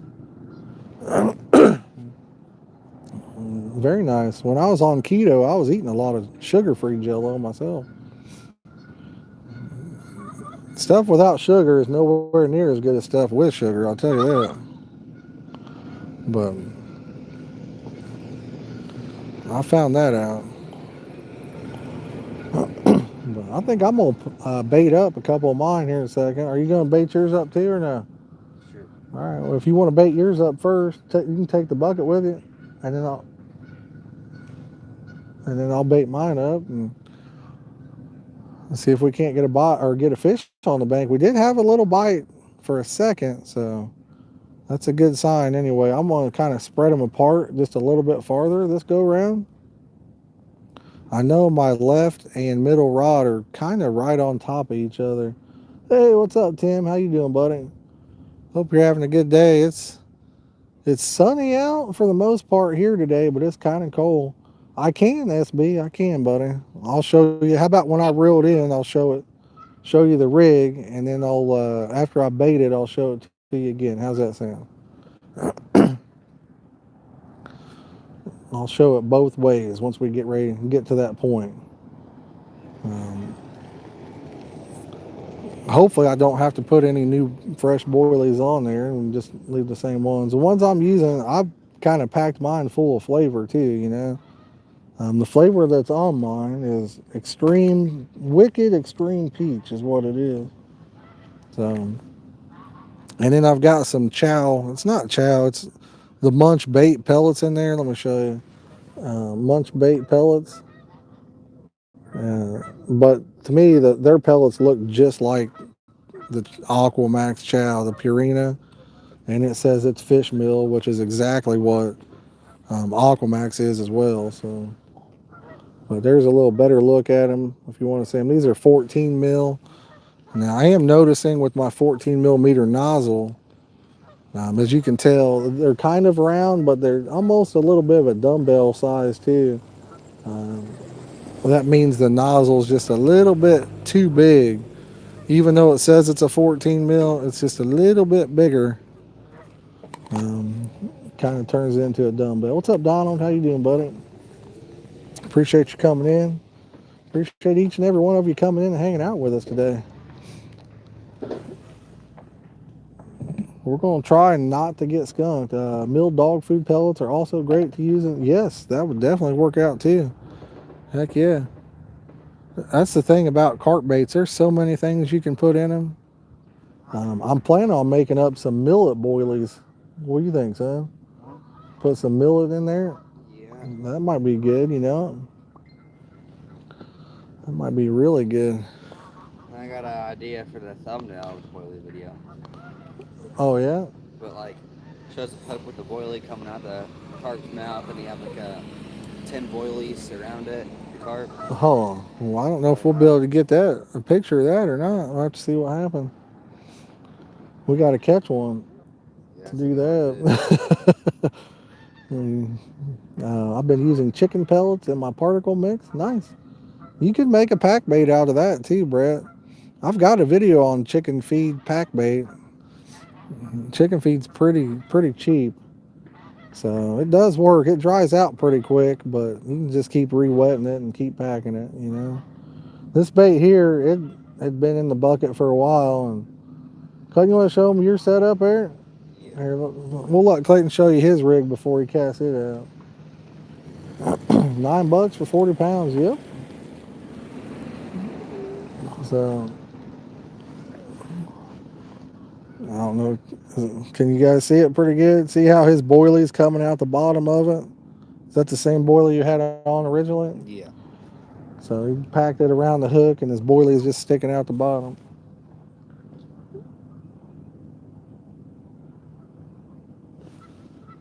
It looks nice, real nice. Yeah.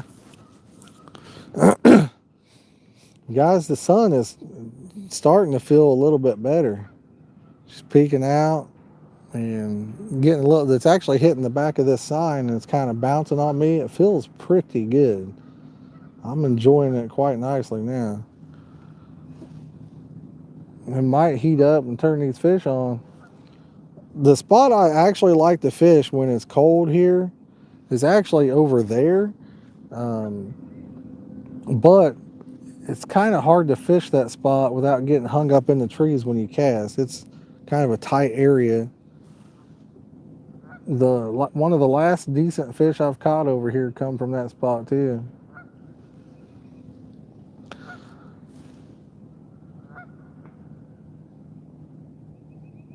But when Clayton gets all his baited up and back over here, I'll get mine baited up again. And then I may eat my sandwich and let Clayton handle the stream for a few minutes. Oh, what was that? Is that oh, that's his thing where he's tightening his stuff up or whatever. That's what he's got going on. His basketball season is over for the year. He did get to come in for a few minutes on the last game there. He scored 5. I think he had 7 rebounds. Played for a few minutes. He had 7 rebounds and 5 points. So, good way to end the season. Baseball will be starting up soon. We got Bromers in the house. What's up, buddy? How you doing today? But baseball will be starting up soon. They've already been having practices. So, he hasn't been to one yet because of basketball. So, we'll see what happens there. Maybe he'll get into that. I don't know. I'm going to move this. I'm doing good too, buddy. Doing good. I'm going to try to move something here real fast. Oops. I think this might go better hooked onto this. Nothing yet, Bromers. We did have a little bite, but no catches yet, buddy. No catches yet. What you got going on? Is that a tiger net on that one? Or? Yeah. River Rat says the new NBA star right there. Clayton's the new LeBron James, huh, bud? Clayton more like a Rick James probably than a LeBron James. What do you think, son? You know who Rick James is? No. I'm Rick James. Yeah. You just have to look it up, I guess, buddy. And Clayton does not know. I think I'm gonna sit in the truck after this. Have you used any of my bait? Not yet, man. We haven't really been using anything too new, Bromers. Like I said, it's cold, buddy. When I use something like that you sent me, I want to put it in for the best possible chances of catching a fish, you know. Paul Bun says, what an awesome looking day. Yeah, it is pretty out. It's just cold, but it is pretty. Awesome looking, Clayton said he's cold enough. He's about to set in the truck after he baits up. But he's probably going to have to hang down here. I thought he said Rick, yeah, but he'll have to probably do the stream while I eat my sandwich before he gets in the truck, though. That's what I'm saying. We'll make him stay out for just a few minutes longer. I'll eat my sandwich, and then he can hang out in the truck and get warmed up.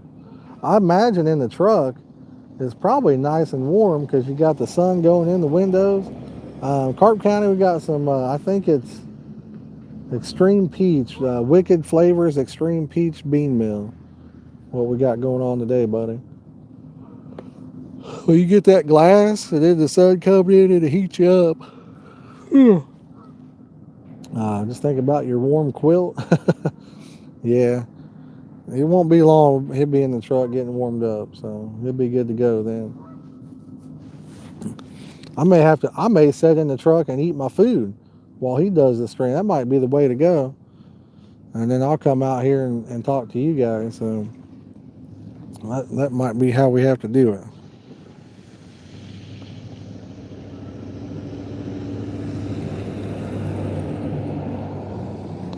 I saw a heated camping chair. I don't doubt it, Brad. There's about everything anymore, you know. They got heated jackets, probably heated chairs, probably heated massaging camping chairs, probably. There's everything anymore. It used to not be like that, you know. Woo, that's kind of windy now. That was cold.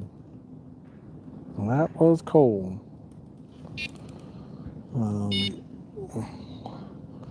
Clayton's got his receiver there.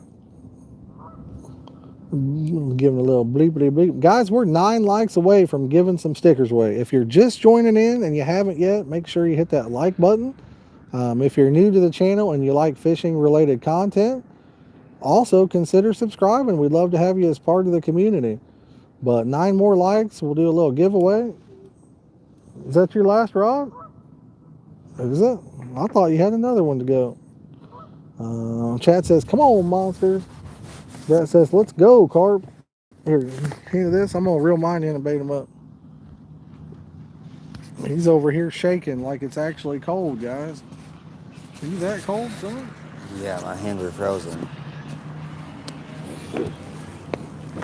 I could barely bait up the rods. My hands are frozen. Where you're at, we're at Springwood. Now, we did have a bite there for a second. I don't know what happened. Maybe a bite or the fish just swam in the rod, but he did have a little take off of there. A little click, click. You baiting all 3 of yours up? What is it out right now? 40s? Now, the wind's not really helping us out too much right now. As soon as we pulled up, there was no wind, and once we got out, you know us. We bring the wind with us.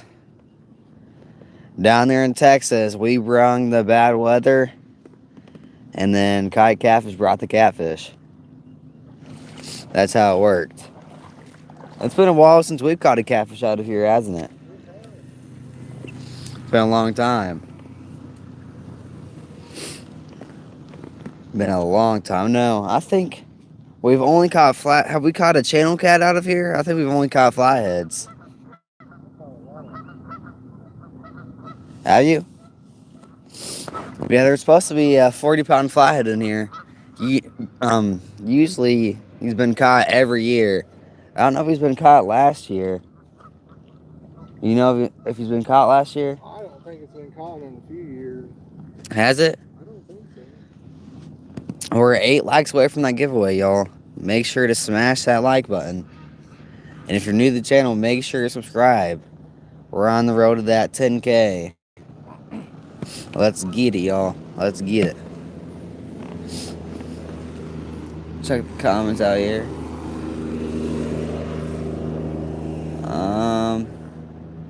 It is. In Texas, it's definitely nicer out. Definitely.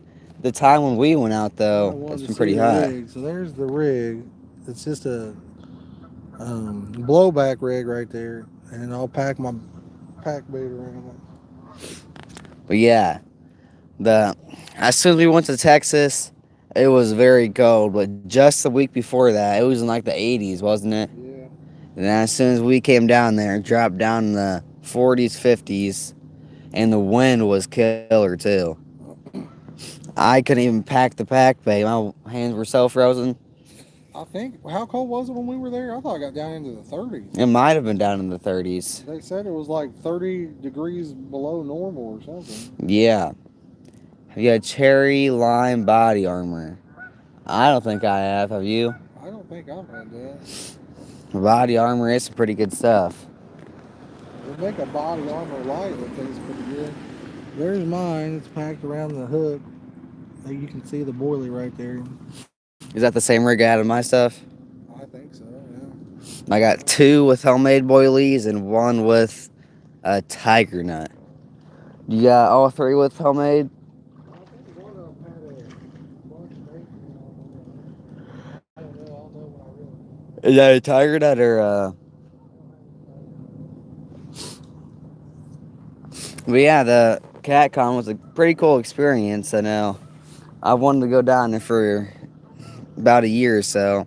There's a lot of different cool stuff down there. There's a lot of rods, stuff like that. They had just a lot of rods in general. A lot of Mad Cats, stuff like that. A lot of glow rods. I saw that. That was pretty cool. That little glow station where there's black lights in the rods. You get to walk in and see what they look like with the black light. We had a lot of different cool designs. We can make their own rod. Call it the Carp and Catfish Bait Tricks and Techniques rod. What colors would you put? It snowed last month. Is that in Texas where it snowed? Because I know it's supposed to snow Thursday or Friday, ain't it? Friday, yeah, we got like an 80% chance of snow, so I'm hoping it doesn't. I do not like the snow when fishing. I wish you would just hurry up and already get to that 70-degree weather. That's what we need. That's the good stuff. I'm kind of looking forward to 80s. Would you rather have this weather or in the hundreds? Yeah, that's what I want. 4 inches of snow the other day. Really, Brett? That's a lot. I know this year we have, during wintertime, we have not gotten like any snow at all. I think the most we've had has been like an inch of snow. I don't think we've gotten more than that. I know we were supposed to get like 6 to 8 inches of snow like a month or two ago, and we ended up getting like a half an inch. So yeah. Huh? We got more than an inch of snow. You think so? Yeah. Really? This We year? got like 4 inches on the one. I don't think so. We did. I don't remember that. But yeah, spring's coming around. Hopefully, this carp fishing season's gonna start coming around. Let us know in the chat. Do you guys want to see some? We're hopefully gonna do some carp run compilation videos. Oh, that stuff's pretty cool. If you guys are having trouble falling asleep, you can listen to one of those and put you right to sleep. Is that what you do? Yes, sir. Instead of listening to like Twinkle Twinkle Little Star, you listen to carp run compilations? Yep. That's the way to go right there. Put you right to sleep. Good little thing. Now the sun's coming out right now. That's feeling nice. I went in the truck like about a minute or two ago, and it's pretty steamy in there. It should be pretty nice. Got that wind coming through the sun coming through the window, so it should be pretty hot in there. Guys, we're 8 likes away from that 100 mark. Make sure to smash that like button. Be giving away some stickers or stuff like that. But yeah, 72 is pretty good. I would say mid 70s, low 80s. That's about the perfect weather for me for fishing. If need be, sit underneath a shade tree, and there you go. That's the way to go. I'm looking forward to the night streams we'll be having.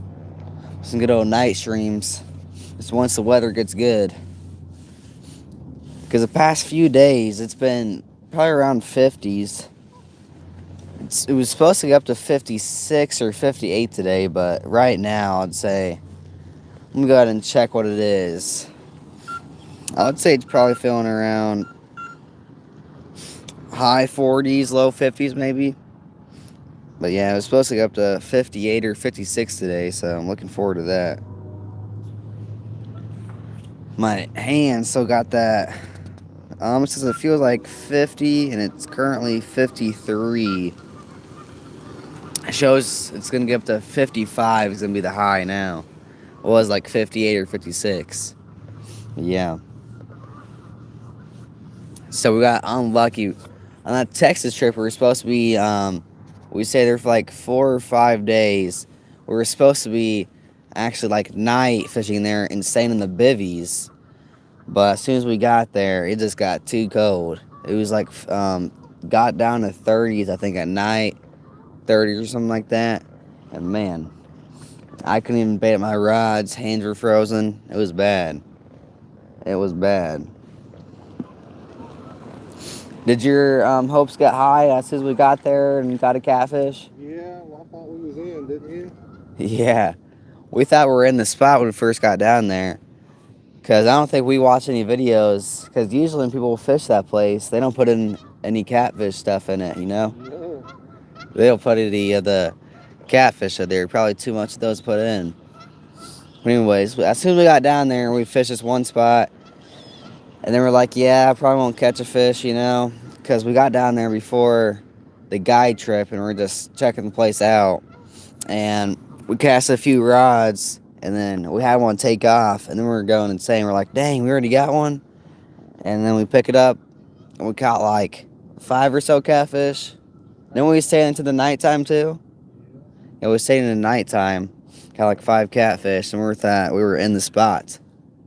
And then we probably caught over 100 catfish in total that trip, you think? Yeah, at least. I'm kind of glad we haven't caught any catfish since then. I've kind of been out of the catfish. As you guys know, one of our favorite spots, the White House. That's a pretty good catfish. Usually catch around the same amount of catfish as we do carp. Has some pretty nice ones over there. Nice catfish. Some nice ones. We've caught some 12, probably about, biggest we've caught over there so far, probably about 12 pounds. Some nice channels. Don't forget the hanger on the middle rod. Yeah, okay. Almost had a. I don't know if that one was a flathead. I don't know, but there's supposed to be, well, there is big flatheads over here. We've seen pictures of 30, 40 pounders, 20s. So there's a lot of nice catfish over there. And there's a lot of nice carp. As you guys saw on stream, we caught a 31.15. We were going hype. That was a big old fish right there. That was a monster. Because if you guys saw the whole pond, it's just a small little pond like that to have that big of a fish. It's kind of insane. We're hoping to go back this year, hopefully see what else is in there. We've caught a lot of, we skipped right past that 20 mark. We've caught a lot of high 10s, and we caught that 31.15. Nothing in the middle of that. We skipped right past that 20-pound mark. No 20s at all. So maybe we can stay past that, only catch 30-pounders. We've caught 3 18s now, maybe a 19. I think we might have caught a 19. We caught old Captain Big Belly. We caught that nice little mirror carp that we've caught 3 times now, right? Have we caught that fish 3 times now? I think you caught it twice. I've caught it once. And I know we've lost a couple good fish over there. It's got little fountains, and I know you lost a pretty good one over there on a fountain. I'll let you do this for a minute while I eat my food real fast. Huh? Alright. It's in the truck, right? Yeah. It's in that black bag back there, I think. But yeah, there's been a lot of nice fish over there that's been lost. Usually, when people go over there to catfish, they're using their catfish bait. And we're just using, you know, the usual pack bait that we're using. And we usually tear them up. Usually tear up the catfish. It seems like during the daytime, I don't know where the fish go, but during the daytime, it seems like the fish just leave. Hey, what's up, Keith? Hey, Keith gave me some nice stuff at the Cat Con. I appreciate that, Keith. Appreciate that. You know it. I'm the Buff King. Hopefully, trying to make something happen today. So far, both of us have not been blank so far on trips. This is my 3rd trip. What's up, sweaty guy? Let her go. Let's get her. Let's get it. I think that's my dad's. Dad, what number is this your trip so far? Is this like your 6th or 7th trip? What's up, Dirt Dauber? How's it going? Guys, we're 6 likes away from that 100 mark, so make sure to smash that like button. Let's get it, y'all. Let's get it. We're so close to that giveaway, and if you're new to the channel, make sure to subscribe. Make sure. Your 5th trip, I think this might have been your 7th, Dad. I don't know. I think it's been more than 5. But yeah, we're trying to stay on that fish catching streak. This is my 3rd. Each trip I've had, I've caught 1 fish a piece. And so far, I've taken the lead for the biggest fish of the year out of me and my dad. It was like an 18.9, I believe. I don't know. I have to go back and see. He was a buffalo. He was talking that crap, and I had to go ahead and reel in a buff to show him who's old Buff King. Can't be talking crap about the Buff King. You already know it. But he did have a bite on his left rod right there. I have yet to see a bite of my rods. That's where all the ducks and geese are hanging out right there. Off of my rods. I'm feeling that right hand rod is going to go in the next 20 minutes. Cadillac, I hope it does. You talking about the rods that's on the camera or my right rod? Because, you know, I think my rods are the ones that's going to go. Are you casted out far, Dad? I got mine. There's like a little concrete wall out there, and mine's casted right on top of that. Right on top of that. And that's where all the geese are hanging out on. I think if you guys have watched the earlier streams that we've done at this place, we usually stream over to the spot that I'm at, and there's a little concrete wall. It used to be for swimming and stuff, a little beach area, and now it's where the ducks and stuff just hang out. They just sit on the wall and just chill. I think the last time I went up here was the last time I ended up having a goose or something. Got taken up on my line and got out. But yeah. Hopefully looking to catch a carp and stay on the streak of catching fish. Hoping to stay on that streak. So far, I don't think I've ever done that. I think I've fished 5 years now in a row, maybe 4. And so far, I've never had a year where I have not skunked yet. I've had at least one skunk, maybe more. You know, my dad tore it up last year. He had so many 20-pounders. He had a 31-15 mirror carp. It was just his year. I think that's the best year he's ever had. I don't know. I think I ended up having one 20-pounder and 2 buffs. Other than that, it was not my time last year. He caught a lot of cool fish. She's a biggin'. The rods in the view, the camera. Yeah, that's my dad's rods right there. That's my dad's rods. I think, was it only one 20-pounder I caught? I don't know. I'm trying to think. Yeah, I was. I think so. And my dad, he ended up catching 3 20-pounders on the same trip one day. And then he's caught a lot of fish. Yeah, he's caught a lot. I know this spot, he said this spot used to be key for 20-pounders. He said like the average fish about 10 years ago, something like that, was about probably 15 pounds. So this place has changed a lot since then. Lost a good fish yesterday on my local pond in a pink pop-up. Dang, Cadillac. Well, hopefully you can go back and get that fish again. It happens to the best of us. I know. I've lost a lot of good fish. The old tree carp, that's what he got. That's what my dad did at the start of the day. He's trying to fish a new spot, like a different spot than the spot he's at right now. He thought he could maybe cast through it with his 9-footers. Ended up very first cast. He just wanted to cast and see if he could get through it. And he hit the tree, broke off, and he said, nope, he can't do it.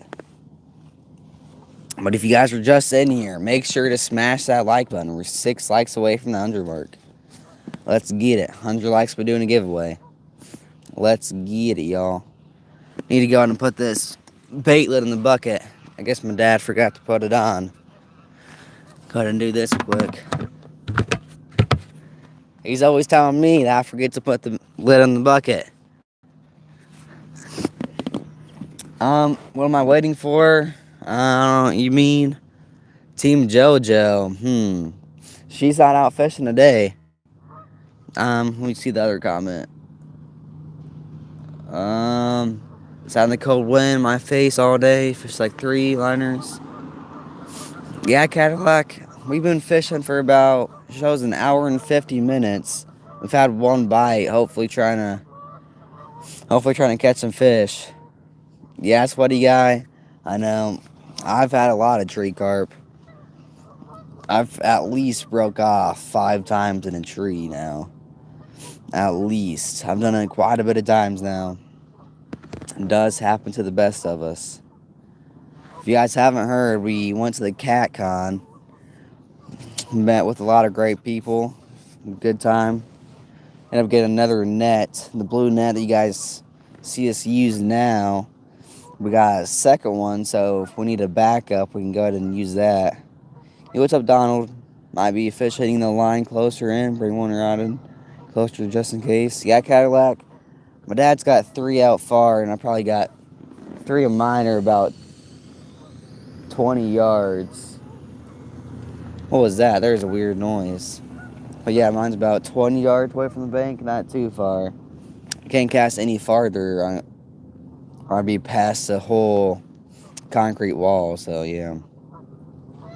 We're trying to go to a different spot today, but it just didn't end up. Would have been a lot of driving, because you guys know the White House spot. We were thinking about going there today, but changed your mind, went over here. Spot's just closer to home. Because you guys know all our usual spots we do on the weekends, usually in Ohio and stuff. Checking in from Denmark. Well, what's up, Michael? What is up? We're not fishing today. Meal prepping for the week. Oh, yeah. Is there any big fish down there in Denmark? Fish 2 rods max. Leave 1 out all day. Yeah, Cadillac. That's what I usually do. I mean, we're allowed to use 3 rods. I think Ohio, there's some places you can use 3, but I think the rod limit there is 2. I usually bring a bass rod or something when I'm fishing also. That's to stay active or have some kind of game with us with a frisbee. Hey, what's up, Dale? How's it going, buddy? Gotta stay active when you're fishing. Especially when you're in the cold. You gotta keep that heat up. And my dad's on another little health kick, but gonna be doing some meal prepping. He likes his Jello. How's it going, Dale? You been doing any fishing this year? Let me know in the chat, guys. What's everyone's biggest fish of the year so far? What is everyone's biggest fish of the year so far? Love to go to the USA one day. The UK is boring. I mean, there's a lot of cool places in the UK you can be fishing. That'd be cool. I know we need to get down to the UK one time and try to catch some fish down there. There's a lot of cool places in the USA, UK, all over. I know Thailand. If you guys have seen the black carp and stuff like that, that's a pretty cool place to fish. So you got catfish over there, get over to like 500 pounds, all kinds of stuff. Biggest fish of the year, 10 pounds. Yeah, that's not too bad. I would say my dad's right now probably about that size. Any fish yet? None so far. We've had 1 bite. That's about it. Just a couple clicks. It ended up not taking off fully, but yeah. But we're hoping to keep the streak alive of actually catching fish. He's in the truck right now eating some food. I think he's eating some Munchos. And some peanut butter and jelly sandwiches. Using his hook bait, we got, I believe on his rods, he's got 2 homemade peach boilies with, what's on the other rod you're using? Oh, he's got some kind of munch bait thing. And in my rods, I got 2 homemade peach boilies also, and I got 1 tiger nut cream seed or something like that. But yeah, we got a lot of new baits we're gonna be testing out this year. We got a lot of new stuff. Some new tiger nuts, boilies in all of them. You got homemade on all of them. Hopefully we're gonna be doing a video on that soon. Be giving you guys a nice little boilie video. And I like these boilies so far. They're very easy to put on the hook. I like them so far. I don't know, I think it might have been when I caught my buffalo on these boilies. I think. Oh, the tiger nut. Yep. I know. We got a lot of new stuff. So it should be a lot of different stuff we're going to be using this year. I know. As you guys know, we like using our beads, but we decided to switch it up. Been using tiger nuts, boilies, all of it, corn. But we used to be using the star beads. That was our favorite right there. That would star bead was our to go. I think we started switching it up on that. I've been using a lot of different stuff for around probably close to a year now. But so far it's been pretty interesting. I think, I don't know, my personal opinion, I think these, I think the new baits we've been using have been catching more fish, but I don't know. Just my personal opinion. I use Carp Bait USA pineapple boilies. Yeah, that's some good stuff right there. Biggest carp I've had this year so far, about 6 pounds. Perch with a worm. Nice. Um, yeah, it's not too bad. I know. We got some peach boilies. That's homemade ones right now. We got a lot of different flavored boilies. We got some lemon, some strawberry, I think. Got a whole bunch of different stuff. Banana. Gotta have that old banana boilie. Gotta have them. But we got a lot of new stuff to make homemade boilies now. We got some rolling tables. We got some 12 millimeters, I believe, some 15. And I believe Carp 360 sent us like an 18 millimeter rolling table or something like that. But yeah, we got a nice little sausage gun for it. So yeah, it's been pretty cool. Been pretty good so far. I know, I'm starting to think it's heating up right now. I think the weather's getting better. Just as I said that, the wind's been picking up now. Just as I said that. Well, my hands are still frozen. Might need a little hot hand thing. I bet it's hot in the truck. I know when I put my hand in there just to see what it was like, my hand was already boiling off. Cadillac, so do I. I mean, sometimes the wind can be good and sometimes it's bad.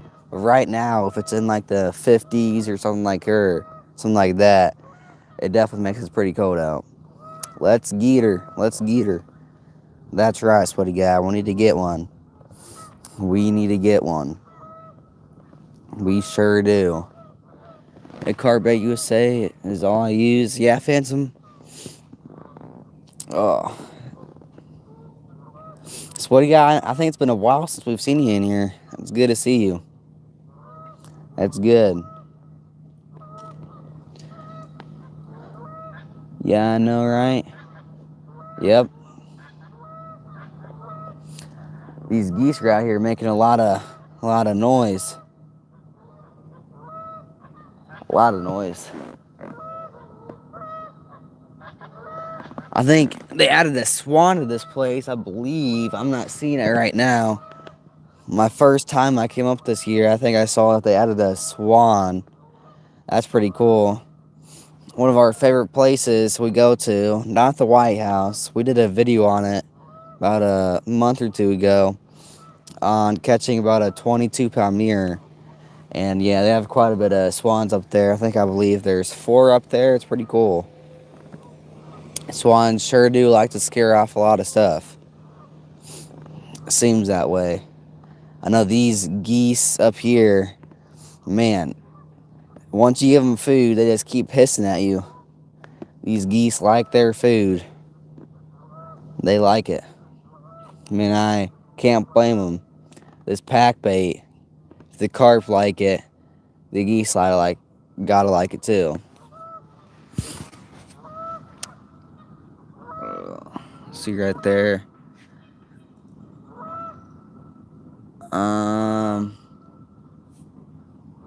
Rolling the summer. Oh, drone. Yeah, we got a drone too. Hopefully trying to get some good fishing footage this year. I know I'm trying to learn how to edit this year. I'm trying to do some good footage. Hopefully some really cool B-roll shots, stuff like that. Hopefully trying to have some better production of the videos this year, hopefully. And hopefully trying to do some good trips this year. I know, like my dad said, Hopefully trying to get down to Dale Hollow this year. That'd be pretty cool.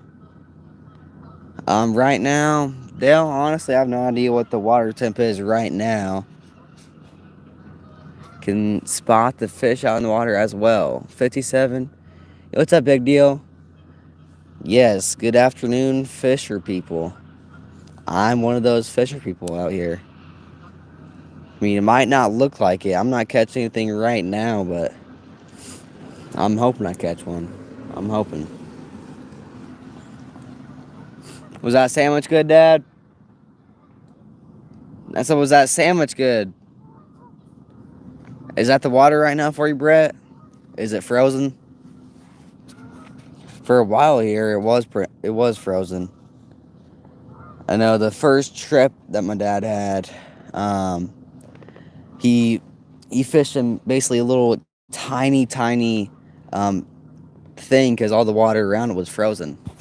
That's exactly right. That's why it's called fishing and not catching.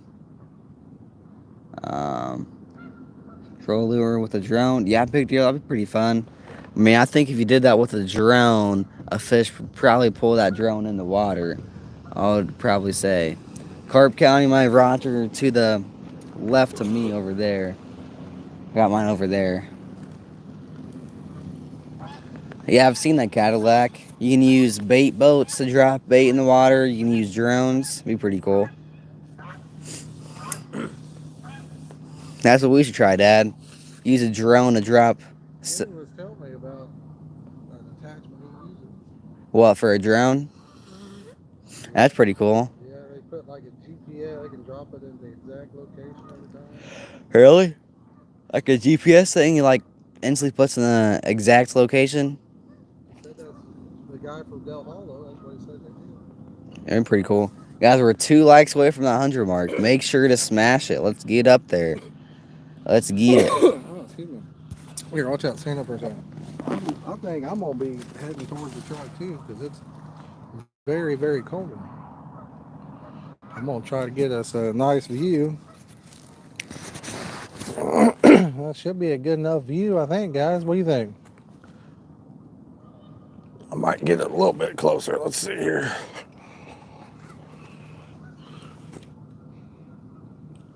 Is too close? That's too close.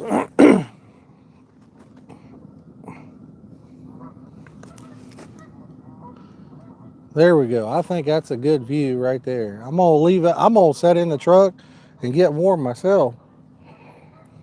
What do you think, son? And then we'll talk in the truck. We'll read the chat. I've got the wireless mic, so we should be good to go.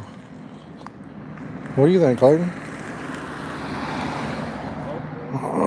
Any questions you guys have, feel free to ask them. We'll do our best to give you an answer. If we don't know what we're talking about, we might make something up. Who knows? We'll try to answer it. Excuse me. We might get creative. Whew, so much nicer in here. Oh, Clayton, could you grab the remote receivers? That way we know if we got a fish on. What's up, Scott? How you doing, buddy? Big Deal says, yo, yo, yo. What's up, bud? I've been looking at the dropper kits for it. Mine will have a 4K camera when I... Nice, Cadillac. Nice, buddy. I saw they had that 20% off sale going on, Scott. We got UCars 44. He says, regards from Poland. Very nice. Thank you for stopping in and hanging out with us today, man. I appreciate it. Man, after I eat, guys, I got like cough anymore. But Brett says, too sketchy for ice fishing, but leaving for a while either. Gotcha. Going nuts. I feel you. Big Deal. There's like all kinds of stuff. Excuse me, guys. Excuse me. All right. I should be good for a while after that. There's all kinds of stuff you guys can do with drones, I guess. Kenny was telling me about it. They've got like a drone that they use and it drops at the same location. Did you turn mine on?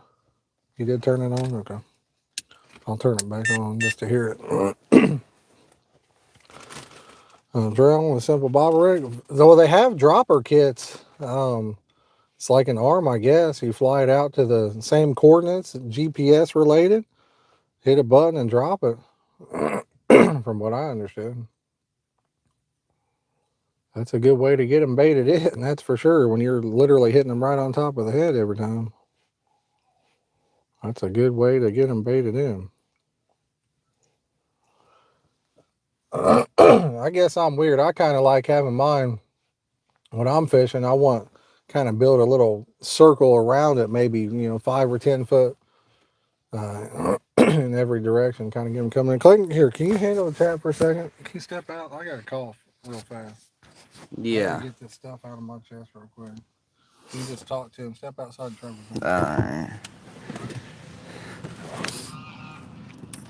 What's the weather like where everyone else is? I know right now it's about 50.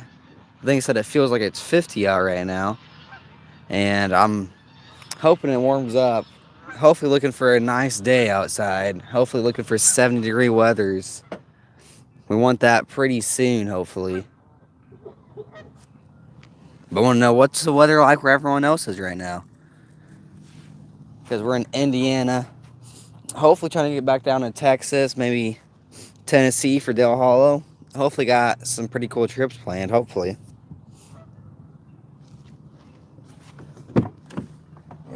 Hopefully I'm good now. Alright. Hopefully I'm good now. I don't know. I had a little coughing spree I had to go through there, guys. Well, just use a spalm or slingshot for baiting up. Phantom, it just depends, though. You know what I mean? There's times where you kind of need to be accurate, and for me, I don't need to be necessarily too accurate. 28 and snowing, Brett says. 73 overcast. We got 57 to 62-degree water. Nice. Nice. I don't know what the water temp is out there, but it's pretty cold, I'll tell you that. That water temp is quite chilly. It's a good looking view on the camera, though. I'm liking it. We got Keith that's still hanging around, member for 7 months. He's in the pod squad, y'all. He's in the pod squad. He gave Clayton some awesome stuff yesterday. Man, it was nice. A gold, what was that? A gold $5 bill or something like that? Yeah, something like that. It was pretty cool. Awesome. Pretty cool. Several nice coins. And we found out after talking to Keith, we found out the name, the story behind the dock. So you guys don't want to mess with Keith. I can tell you that. Based off that story, you do not want to mess with Keith.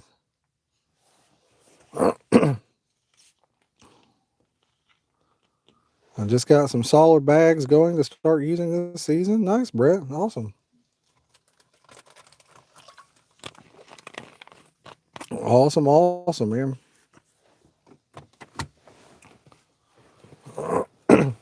I don't know. I may throw some PVA or something this year for a video. I don't know.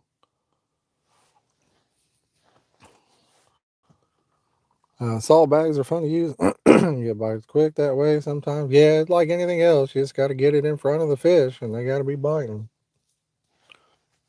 I've never been a huge PVA guy just because for me it's more work than using packbait. I don't. Big deal. I don't. I wish I did, buddy. Golly, guys. After I eat, man, it does something to my throat. It takes me a while to pull out of it. 55 in Tulsa. Nice, Clint. Nice, buddy. It's like 40 something here, but the wind makes it feel pretty cold, you know. So it's sunny. It's sitting in the truck right now. It's nice. Sitting in the truck, I am warm. I am good to go. It feels great outside or inside. Outside's another story, though.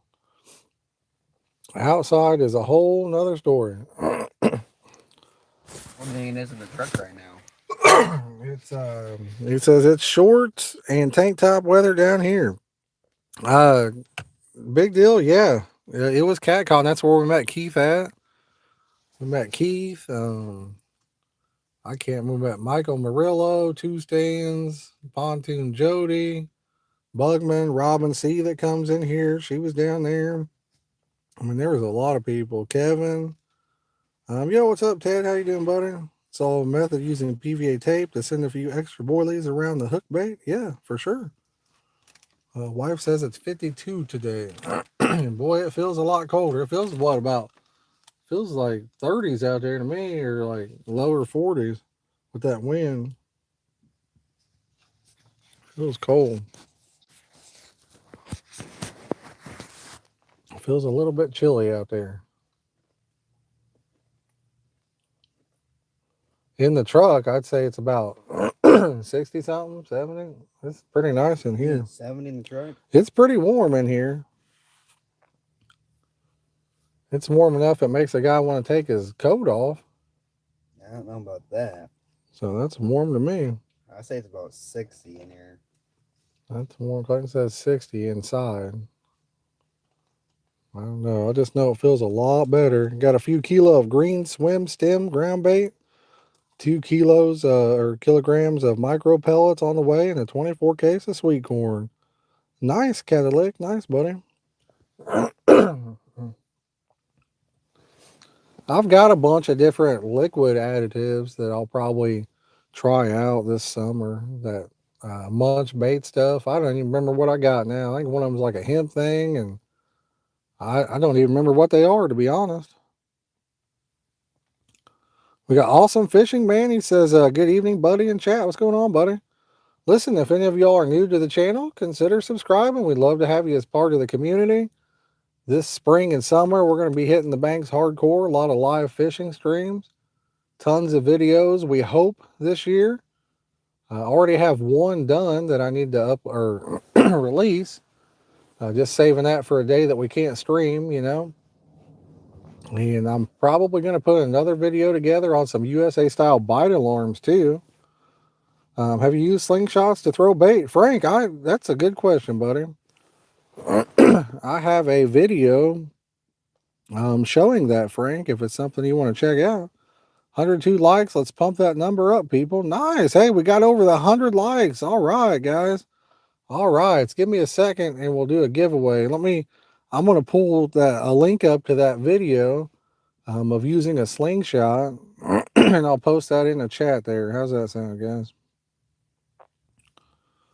Give me just a second. Give me just a second. How long ago did I do that thing, Clayton? Do you remember? It's been a minute, ain't it, bud? 2 or 3 years. But it was a slingshot you get off of Amazon.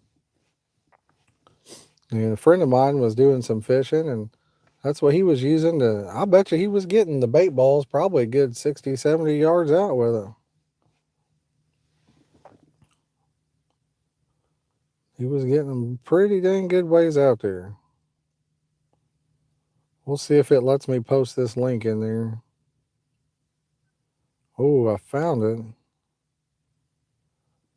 I found it. See what happens here. I got a bait boat off of Amazon that works awesome. I attached my deeper sonar bobber to it. Wayne, that does sound awesome, buddy. Sock on left hand. Oh, Clint Worley with $1.99. He says, "Hey, fisher, fisher, fisher." Thank you, Clint. I appreciate that, brother. Thank you so much. Well, thank you so much, buddy. But there's a link to that video, Frank, if you'd like to check it out. Awesome Fishing Man says, cannot wait to hit the beach again soon. There you go. There you go. And yeah, Wayne, what boat do you have, man? I'd be curious to know too. I'd like to have that sonar, the deeper myself. That would be so awesome to check out the depth, you know, and what's down there and all that good stuff. Clint, thank you again, buddy. I appreciate that. Thank you so much. That picture he's got is a monster. What is that? Well, I can't even hardly tell what that is in the picture, but that thing's huge. It's huge. Huge. That's what she said. I'll have to go look. I got it a while back. $189. Oh my goodness, that's cheap. Wayne, that is super cheap, buddy. if I could get one of those for $189, I'd take my bait out here at this lake. I see you could probably drop it in the bait boat, your hook with your pack bait on it. I'm assuming drop it about 180 yards out over here. The deeper is way better than the iBobber. I tried both. I compared the deeper to my buddy's 1K bass boat sonar, and it was dead on. Nice. The wife's looking for some suggestions on her setup. Yes, she is. So apparently we have over 100 likes, Clayton. Should we give some stickers away? Mm-hmm. You gonna give some stickers away? All right. Everybody watching, first, if you haven't yet, make sure you hit that like button, y'all. What are you waiting on? And if you're new to the channel and you love fishing related content or giveaways or just hanging out with good like-minded people, hit that subscribe button, y'all. We'd love to invite you to be part of the community.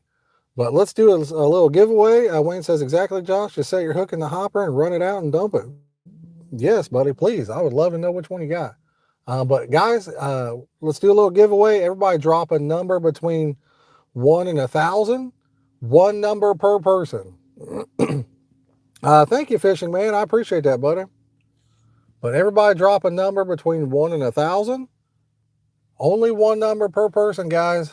If you pick more than one number, you're going to get disqualified. And whoever's closest will win some stickers. I don't know what stickers.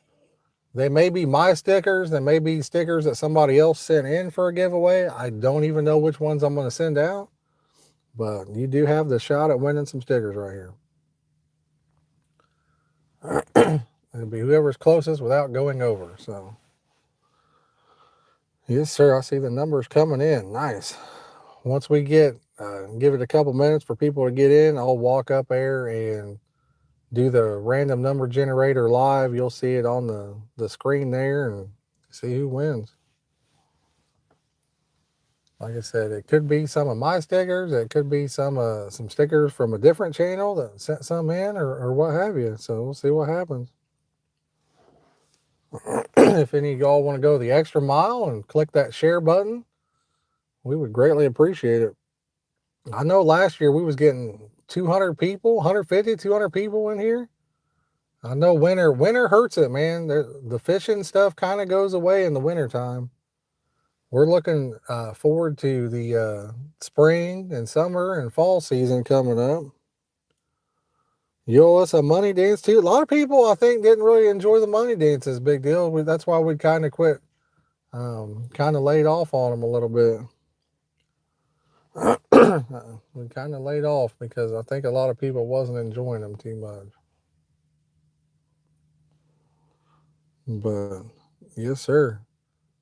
We're excited for a whole new season. The only thing that stinks is it goes by way too quickly. We got Huron Eats Rats Fishing. What's up, buddy? Time flies when you're having fun. So about the time it warms up and we start fishing, snap of a finger, it'll be cold again, you know? Absolutely blows my mind. Wait till summer on rainy days, loads of people be on YouTube. Possibly, yeah. Possibly so. I'll tell you what, old local Marks, man, he was doing really good in the wintertime, though. He'd have 200 plus people watching in the winter. Blew my mind. He was getting a lot of people in the wintertime.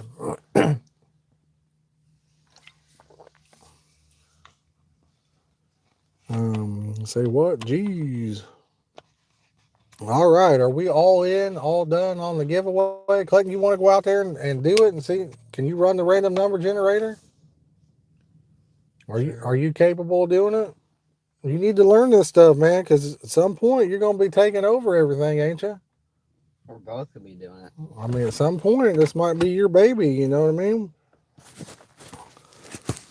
I'll let you take the microphone, too. Clip it on your sweatshirt or whatever. Don't hit any buttons on the side. You can't do that. It'd be bouncing around and making a lot of noise.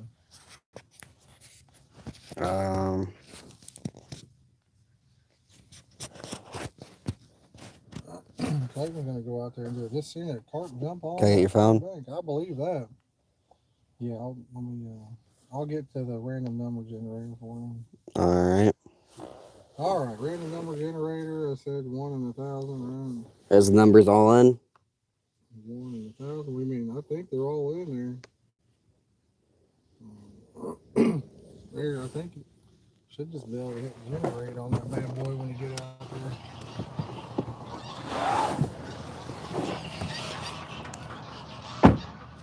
All right, everyone. I'm on the way to the camera.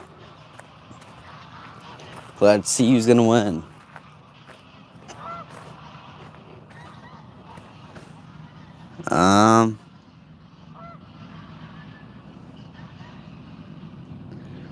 If you guys can see that number 908. Someone put a stop sign in the chat right there, number 908.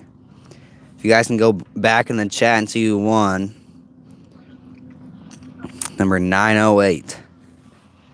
We get back in the truck.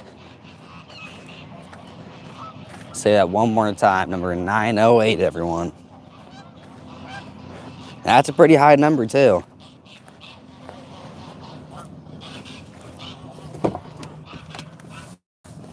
Number 908. 908, huh?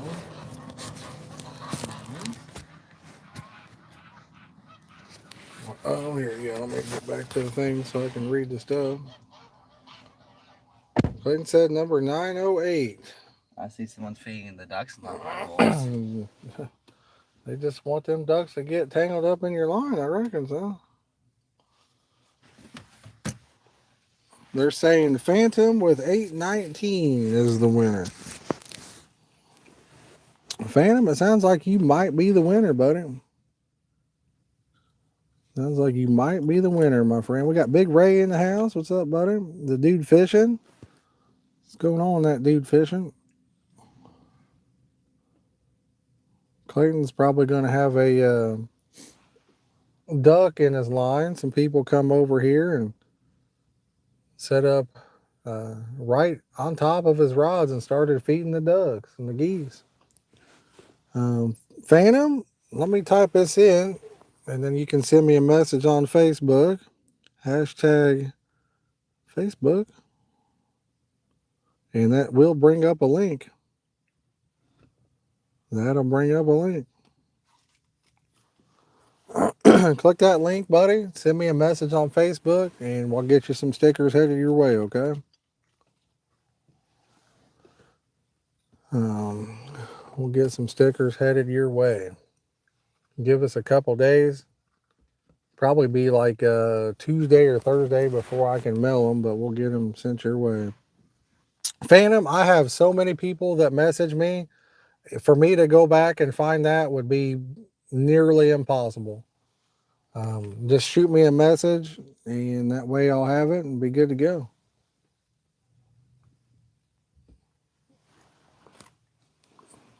Does it count as a skunk if I catch a duck? I don't know. Chat Clayton wants to know if it counts as a skunk if he catches a duck over there. All good. It says Phantom Entry was like a phantom. There you go. I think Frank might be way behind in the stream there. Somebody let Frank know that he's way behind.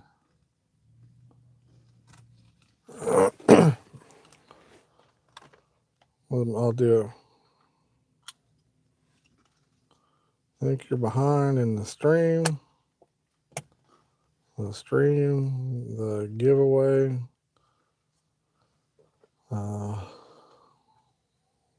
Is over.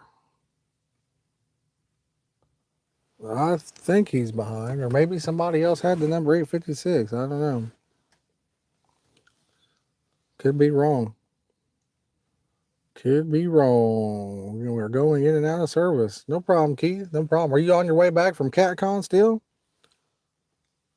No, Keith said he had a long drive. It wasn't too bad for us. Like I said, about a 2.5 hour drive, I think. It was about 2.5 hours. So that's not too bad. I can handle that. Can you?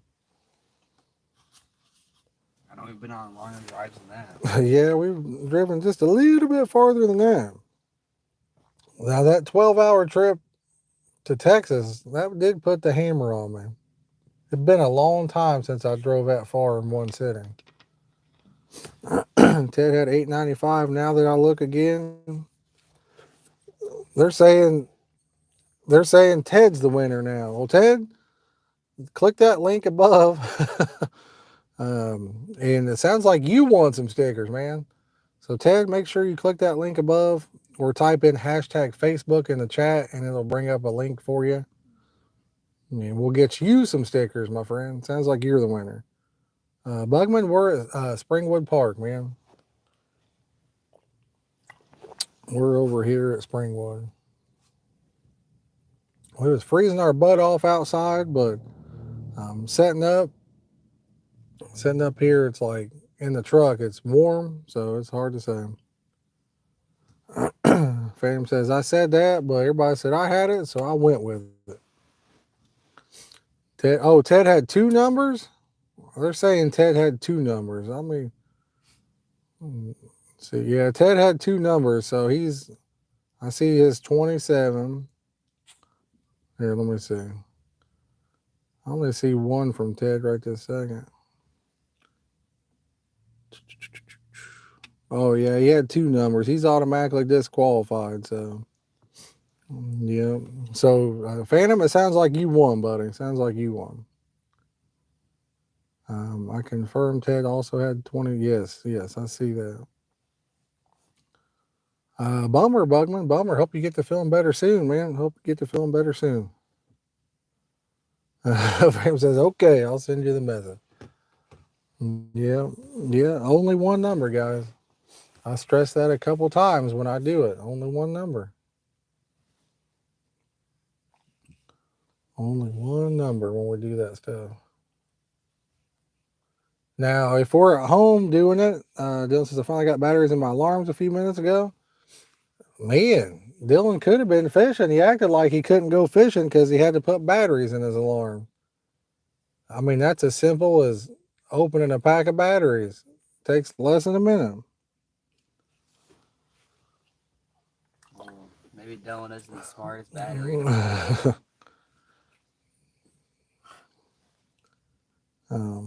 But yeah. I was going to say something. I forgot what it was after I read Dylan's comment. Yeah, fisher. I'd love to hear one of them rip off out there. We had that 1 bite. That's about it. We had 1 bite so far.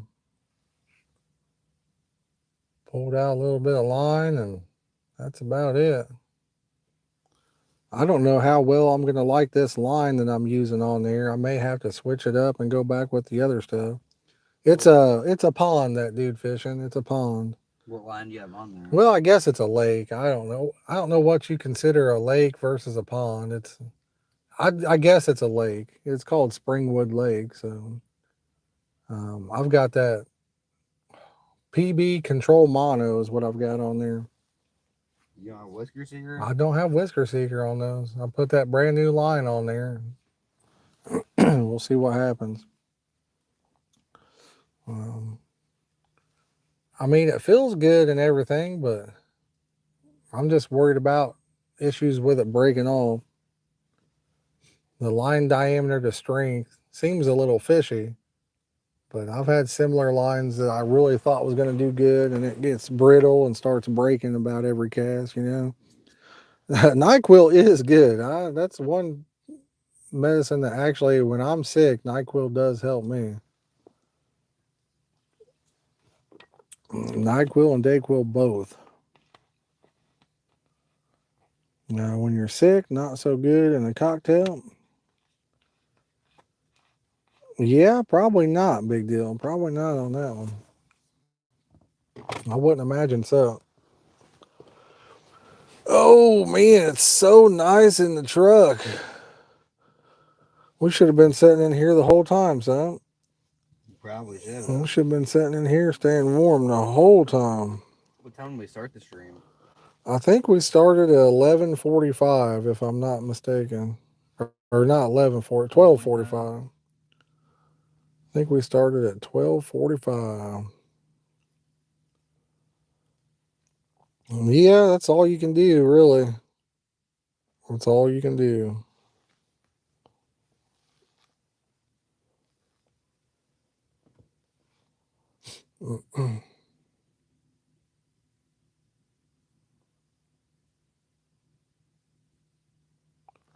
Especially if you got a fever like that, just sweat it out. I needed some more stickers to put on my fishing mobile.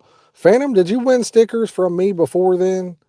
If you won my stickers, I'll try to send you some stickers from maybe another channel instead. Oh, I just saw one jump way out there. A duck. It was a looked like a carp to me. But yeah, if you want some stickers from me, then I'll see if I'll try to remember that and send you some stickers from somebody else. Oh, you won mine and Carp 360? Okay.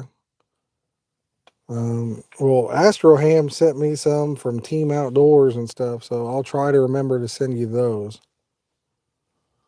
Yes, big deal. It was a good time. It was a good time. We didn't stay too awful long when I was there, but it was good.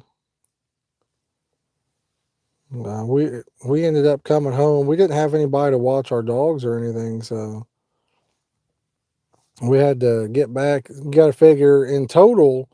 So it was like 2.5 hour drive there. So in total, between there and back, it was over 5 hours. And then plus we went to eat, so we couldn't stay too awful long. We had to get back and let the puppies out. I wouldn't mind having some more of yours though. Up to you. Yeah, we'll see. We'll see what I can do, Phantom. Maybe we can pay Clayton enough to jump in just before they go home. I mean, I don't know, Clayton. Are you wanting to jump in the water for some cash or no? Yeah, You are. I'll be up for it. Man, you ride home freezing to death in wet clothes. Mm-hmm. Mm. Big Deal says, "How's the cats? They're good. They're all right. Trying to convince the wife to get rid of them, but they're all right for now." Would you do it? The good thing about cats is though you can just put food and they got a litter box, so don't have to worry too much about that. Water depth is the difference between lakes and ponds. Typically, there is no actual rule. Yeah, I always kind of went by a lake was a bigger size versus a pond being smaller. The depth here is very shallow. This is a super shallow lake. The deepest spot is probably not even 5 foot. It's very shallow.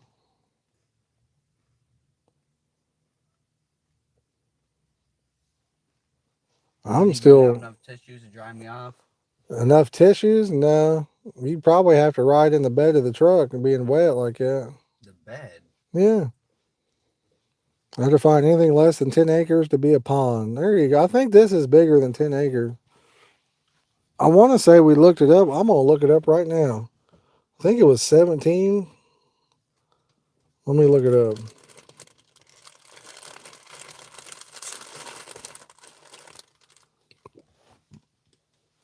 We'll see what it says. Um, Looks like in total it's 104 acres, but let me see how big the lake is.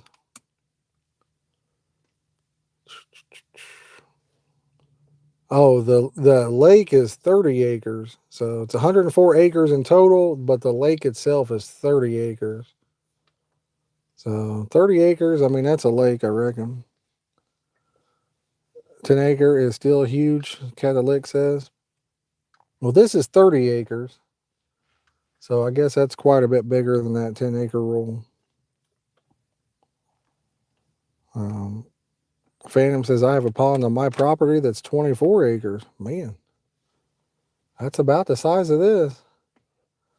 I couldn't imagine having a house that had something like this in the backyard. That'd just be amazing. I don't know what I would do. Not many big lakes in the UK. There is, but they're reservoirs, mostly man made. Yeah. I don't think this. I don't know if this is man-made or not. To be honest,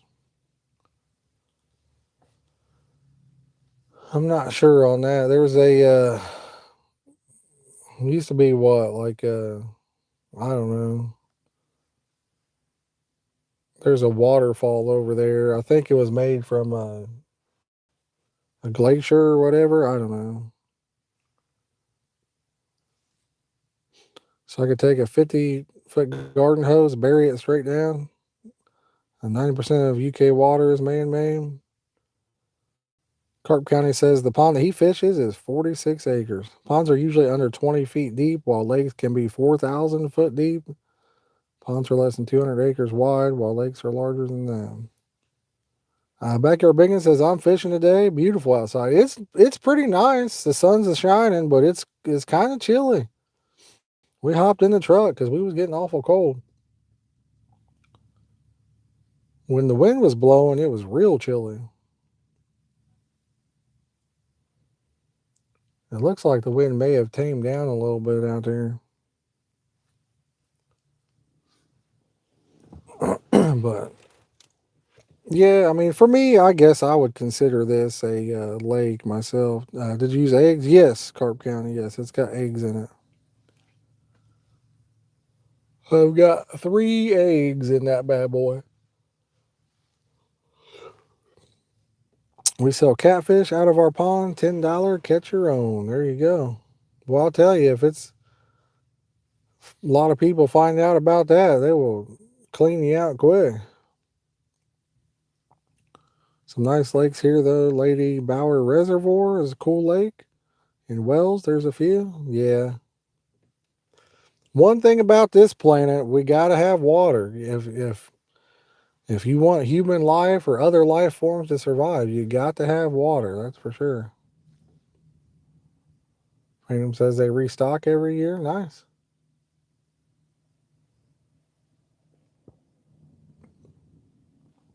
I know there's a few park ponds that put in channel catfish. And when they put them in, man, you literally they burn you up for several weeks and catch a whole bunch of them. A whole bunch of them. I don't mind catching some channel catfish, but as long as it's not like down there at Texas. Down there, that was a little over the top. I've never caught that many catfish in a sitting in my life. And honestly, I kind of hope to never do that again. That was crazy. I put 10 carp in my local pond, adding to the original stock that's left in there. Nice. I wish I had, if I had a pond, I would put some nice fish in there. I'd put some nice ones. Carp, bass, catfish, bluegill, red ear, crappie. I'd go all out, I reckon. Yeah, I would. I would go all out. Be super cool. There's a lake that's not too far from my house. It used to have a whole bunch of big grass carp in it, and then they all died off. It'd be nice if it had common carp in it. They got stolen. Yeah, that's a bummer. That can happen. That can definitely happen. There's another one jumping way out there, son. Way, way out there. Are they jumping? They're all the way on the other side of the bank, just about. They're way out. That's the second one I've seen in about the last 10 minutes.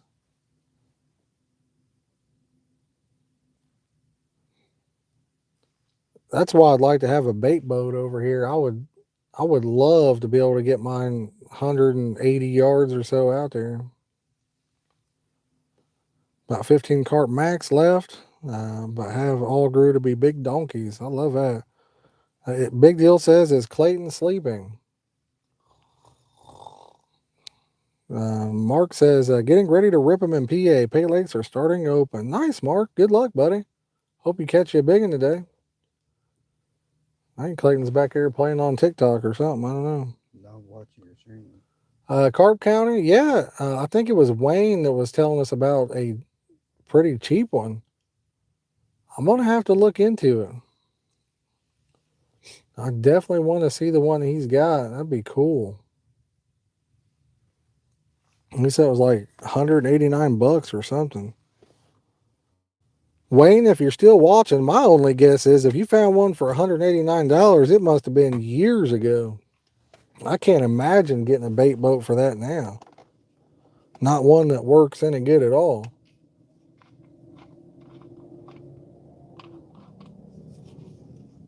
I need one of those deepers for a couple of the places we fish.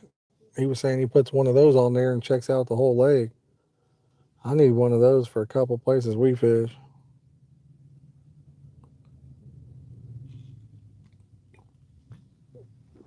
He says he bought it November of 2022.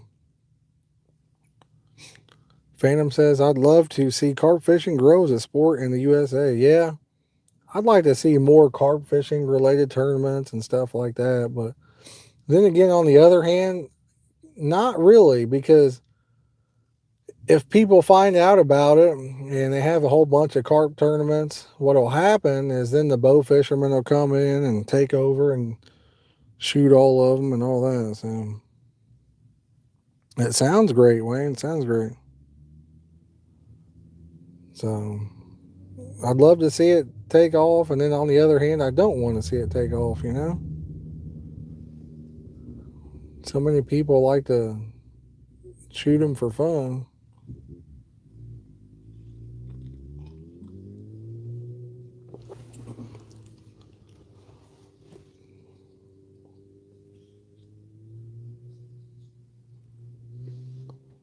A 1,500-foot range, that's pretty good.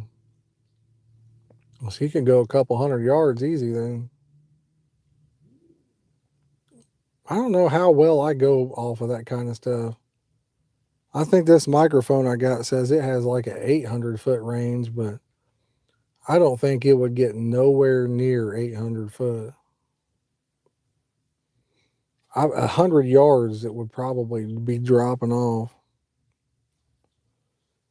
And if you had your back to the remote receiver, probably less than that, I would guess. I don't know. Thought about testing it. I do think this is a great mic for fishing. The wind muff on this thing goes on so much easier than the Rode wireless mic.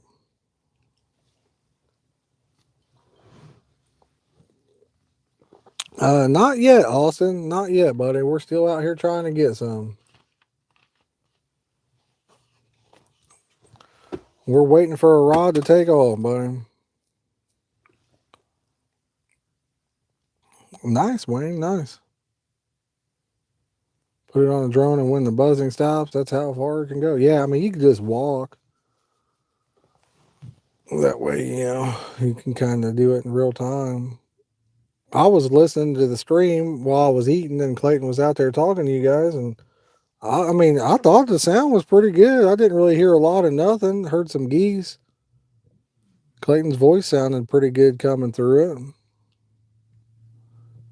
JP, it is beautiful, isn't it? It is beautiful.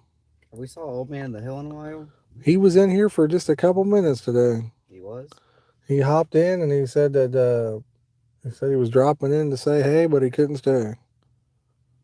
So yes, Old Man on the Hill was in here a little bit ago.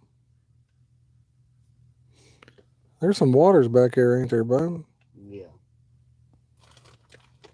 You want? Yes, please. Austin says, my feet hurt. I was walking down the lake shore and stepped on a hook, getting it pulled out, and so it was a treble hook. That is a bummer, man. I hate to hear that.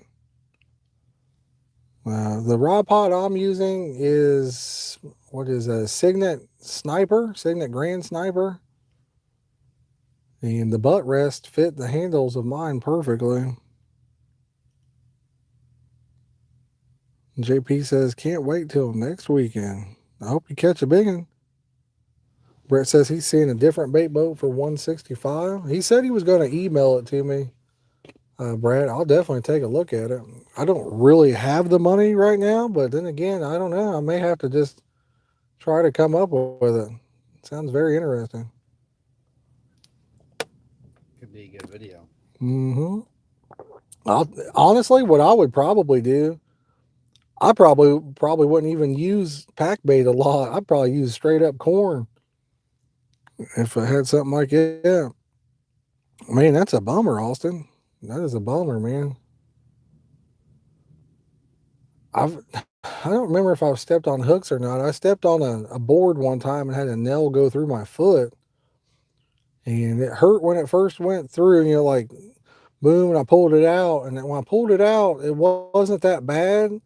But after like an hour, my foot hurt so bad, and it hurt bad for days. It was terrible. Remember when I had a nail go through my What's up, Steve? How you doing today, buddy? I don't. Did you have a nail go through your foot too, son? Clayton said he had that happen as well. Yeah.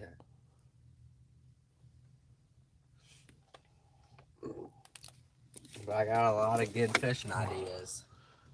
Good. We're gonna have to put them into use, bud. Steve, we ought to be over at the Grand today. Been hooked in the arm with a rattle trap before, and never went fishing with him again. Yeah, I haven't had that happen. I remember watching the movie Funny Farm though. Chevy Chase, I think he like hooked somebody in the lip or something with a crankbait or something like that. Big Deal says, I hope you get to keep it, Austin, the hook and your foot. Well, I'm sure that won't be a problem. I hope the hook gets cut out and throw it in the trash. Everything else ought to be good to go. Spear fishing last week, let's just say monsters. Nice. Nice.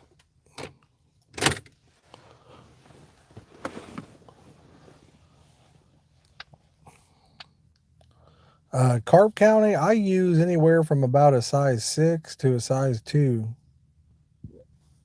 I've got size 6s on every rod right now. Yeah, it's the sound on my phone. Here, I'll turn that off. It's my ringtone volume. Doing good up north fishing. Got 2 carp. Charlie had 1 and 5 channels. We need to go to the Grand. Nice. Sounds like you're having a good day. I've had 1 bite.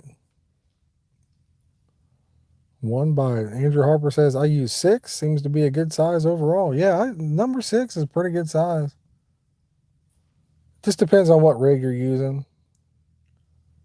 That's a big hook, Josh. Is the water clear or is it muddy? This place over here is always kind of nasty looking. Thank you, Brett. Appreciate you coming in today, buddy. You have a good rest of your day. The doctor said it was going to get yanked out, but first they are going to cut it. Nice. And Phantom says he uses a size 4. Yeah, there's another one that just jumped away out there. Really? Yeah. Yeah, it kind of depends on what bait you're using and stuff like that, or how big the fish are that you're fishing for.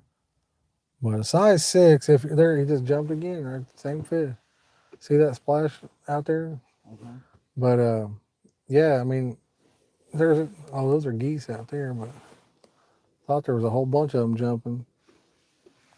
Oh, you got the geese for carp? No, but when I was looking over here, that one was a carp twice. But then I seen that and saw all the geese over there. Clearwater, I use a size 10. Oh, man. That's a small hook right there. That's a small one. I don't have a piece of paper, Astroham. I do not, buddy. Nothing to like write on or anything. No. I don't have a pen either. I fished that pond where Fanny, I'm not sure, F-A. I mean, Funny Farm scene was shot? Funny Farm. Okay, gotcha. That's cool. That is cool.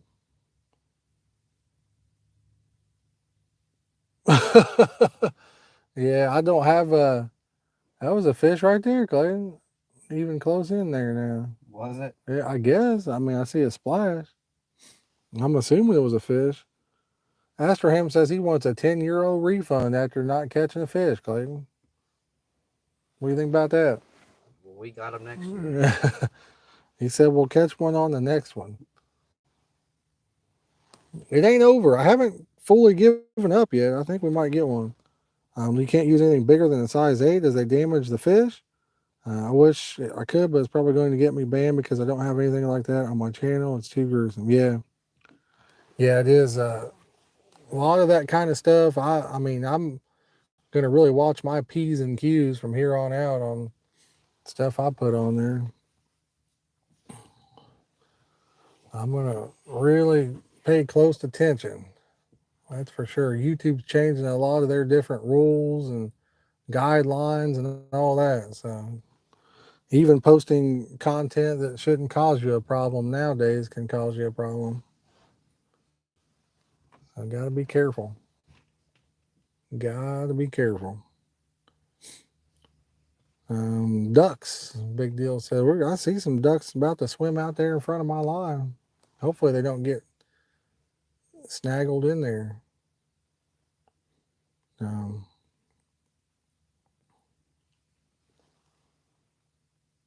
Like they're trying to go around now. I wish I could have set up in the other spot. Like Clayton was saying, I typically fish the other spot with a 7'6" rod. Usually do pretty good over there. And I told Clayton, I said, "You think I could throw a 9'6" out in this spot?" And he's like, "Yeah, I think so." And I was like, "Oh, I'll try it." And I tried to get in the widest area of it and let one rip. No, couldn't do it. Very tight fit. Hit the tree, broke off.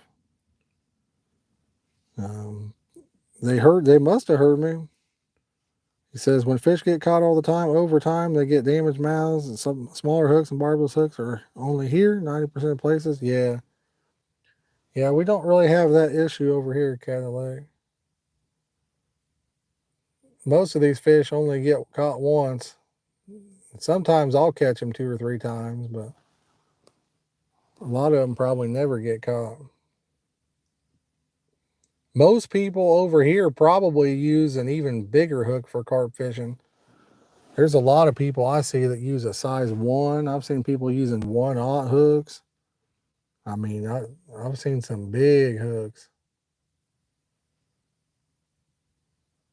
If I'm not using a hair rig, so depending on the bait, I'll either use a 6 or a 4 with a hair rig. Typically a 6. Depends on how big the fish are. And if I'm not using a hair, I do like those number 2 curve shanks. That's what I like. But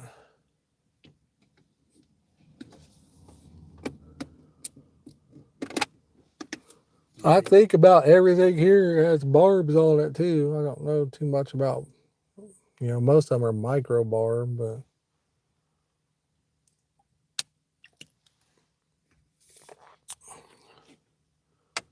You think we should do a fishing stereotype this year? we could.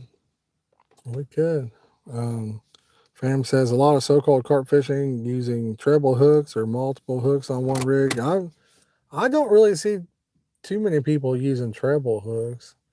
Some people might use it with a dough ball, maybe. I don't know, but yeah, there's a lot of people like Pay Lakes. There's a lot of people use 2 rigs. You don't need big hooks for carp, depending on the size of the carp in the lake, or if there's huge catfish. Yeah. So I sometimes use 3-ounce weights, but I'll just use the 5-ounce ones once for little things. Yeah, I don't think I've ever even used a treble hook in my life for fishing. Now, I used to have a rod. So the one rod holders I used to have, sometimes a rod would get pulled in out of them. They were made out of rebar, and you would use a spoon or a fork handle on the end of your rod to keep it locked in place. Sometimes it get pulled out, so I always kept a rod, and I had like, I don't know, 20, 50 hooks maybe tied on it, and a sinker tied on the very end. And if I lost a rod, I would throw that out there and reel it in. and I've always got my rod back. But Steve, it's cold over here too, buddy. So I don't blame you. We're sitting in the truck, staying warm. But thank you for coming in and hanging out with us.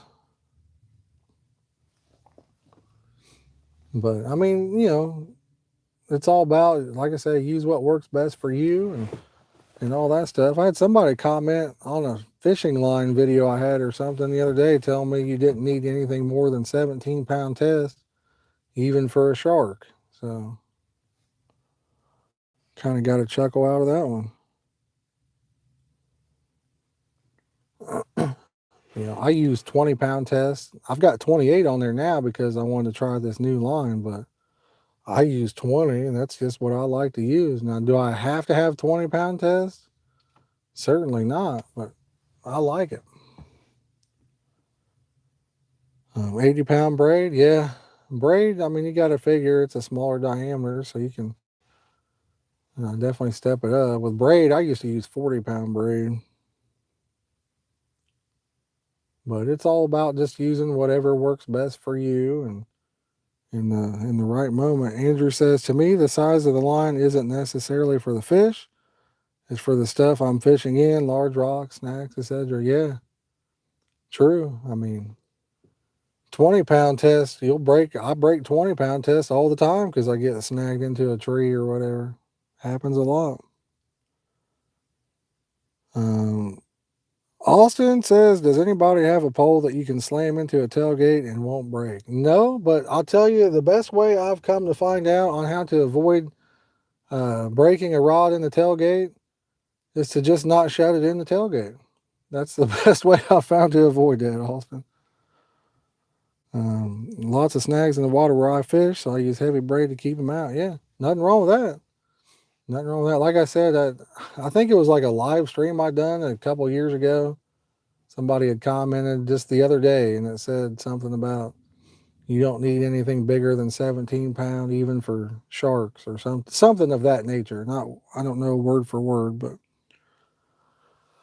I just kind of chuckled. I didn't even write back. Can you imagine reeling a shark in on 17-pound line if you had like a 3,000-pound shark? You probably could. You can't. I mean, it would just cut your line with its teeth for one. You got to have some sort of steel leader.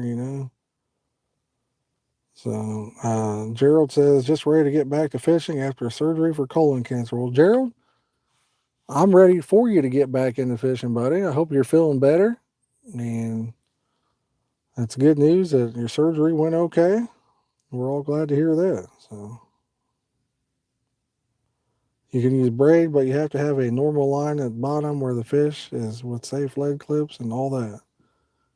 Yeah, like, the difference between over there and here, Cadillac, is, you guys, most of the pond owners and stuff in the UK, they buy the fish and they're put in there and they're pretty well taken care of.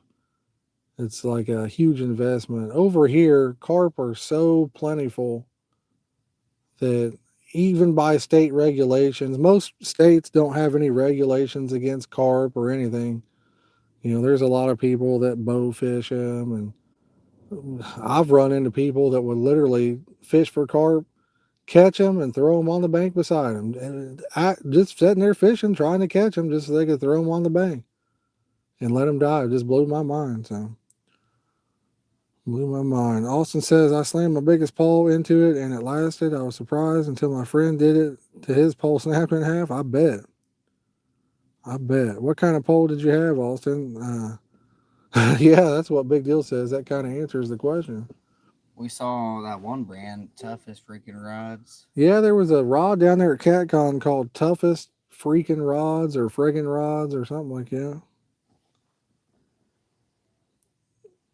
Nice Cadillac. I mean, there's a lot of nice carp fishing places. We have so many untapped waters for carp. I mean, it's honestly, if you came here, I bet you would like it here probably better than even where you're at, because the waters that you can fish are almost unlimited. I mean, there's lakes everywhere, there's carp everywhere, big ones, little ones, all kinds of stuff. Phantom says ugly sticks are pretty tough. Yes, some of those ugly sticks are super tough. Some of them are super tough. Didn't you use whipping sticks or something like that? Yeah, I still got some of those whooping sticks. I go around to all the places where people don't want the carp, move them all to a safe location, and let people. Well, that's the thing. They don't really even let you do that kind of stuff, and it doesn't matter. It's every lake or pond. It's not every person, but every public water. There's always somebody that either doesn't like a certain kind of fish or whatever. Everybody's got their own thing, you know. Everybody got their own thing. I don't go for that, throwing them on the bank. Just yeah. Unfortunately, it's legal to do, George. That's the thing. Steve, I think Steve was there that one day we was fishing at the Grant. We was talking. Some guy come over and he's like, "Oh, you guys fishing? What are you guys fishing for?" And we said carp. He's like, "Oh yeah." He's like, "That's cool." He's like, "If you guys catch any, make sure you throw them on the bank." And we're like, "You remember that guy, Clayton?" And we're like, "Yeah, buddy. We're fishing for them to catch because we like catching them. We'll just throw them on the bank." Sure, buddy. I think one of us, it might have been me, said something to like, "Yeah, if we catch a bass, maybe we'll throw it on the bank or something like that." I move stock around here in the UK illegally. I don't. Yeah, you better be careful with that. You definitely get you in some trouble. You'd get in some big trouble over here. You're not allowed to move fish from one public water to the next. Nice Carp County. Boy, I got a really nice set of carp rods and reels, Euro style. I thought about selling them, so I thought about getting rid of them. There were actually 2 rods and reels were used one time. So, and then the other one, the rod and the reel has never even had a line on it. They're basically all brand new. So, it's like $1,000 setup.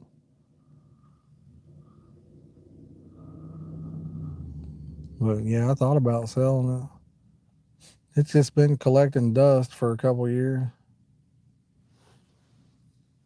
I keep saying I'm gonna put some line on it and break them out and use them for you guys.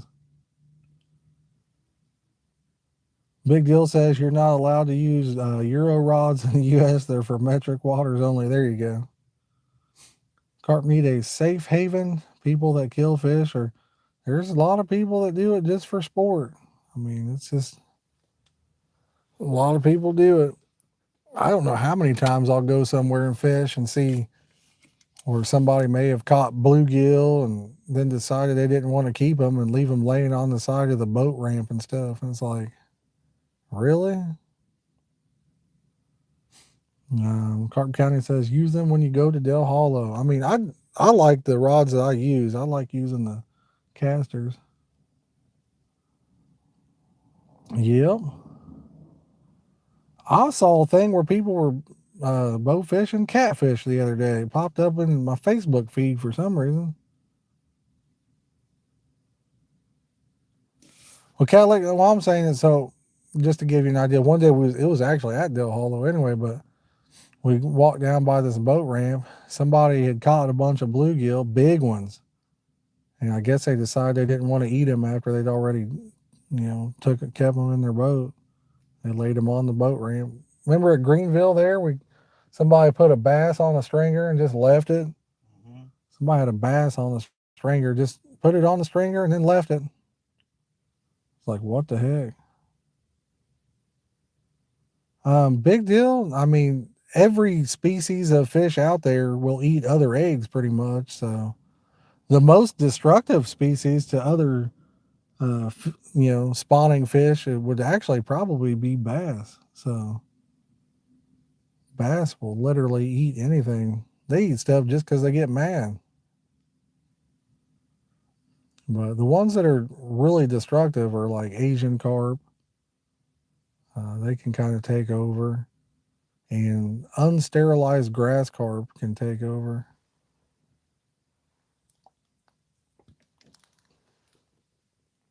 But other than that, not really, no. It kind of goes hand in hand. Places that have huge carp will have huge everything. It's weird how waters are like that. Some lakes just have certain things in them that produce big fish. So if it has big bass, it probably has big catfish, big bluegill, big carp. Everything's big. Now, if you're fishing a place that has small fish, it's usually just the habitat and the features of the lake. I mean, nothing's big in it, you know. We got Team Fish Fighters in the house. He says, "What's up? What's going on, buddy?" Um, George, that happens all the time, though. Happens all the time.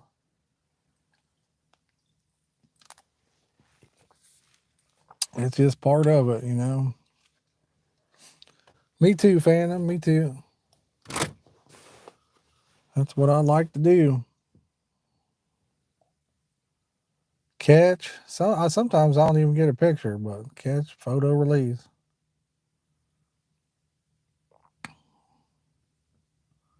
Well, Cadillac, I hope you do, and I hope you invite me over to fish it sometime. I'd definitely be down. If I hit the lottery, I'm just going to disappear. What do you think, Clayton? Disappear if we hit the lottery? No, give out a lot of stuff. I mean, we'd still do probably some YouTube. We'd probably give away some big prizes if we hit the lottery. So instead of stickers, it'd be a lot better stuff, I'm sure.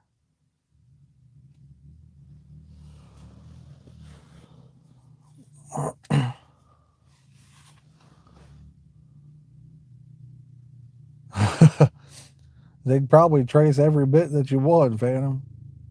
Yeah, oh, for sure. We'd be traveling all over to fish. We'd live where it's warm, so that way we could fish all year round. Oh, I bet. I don't doubt that at all, Cadillac. River Rat says it'll be Hawaii and margaritas. I've always wanted to visit Hawaii. Always wanted to visit there. Phantom says I'd be in a different country every day. Nice. Nice. We got some Harley guy just got that music blaring. He got it blaring.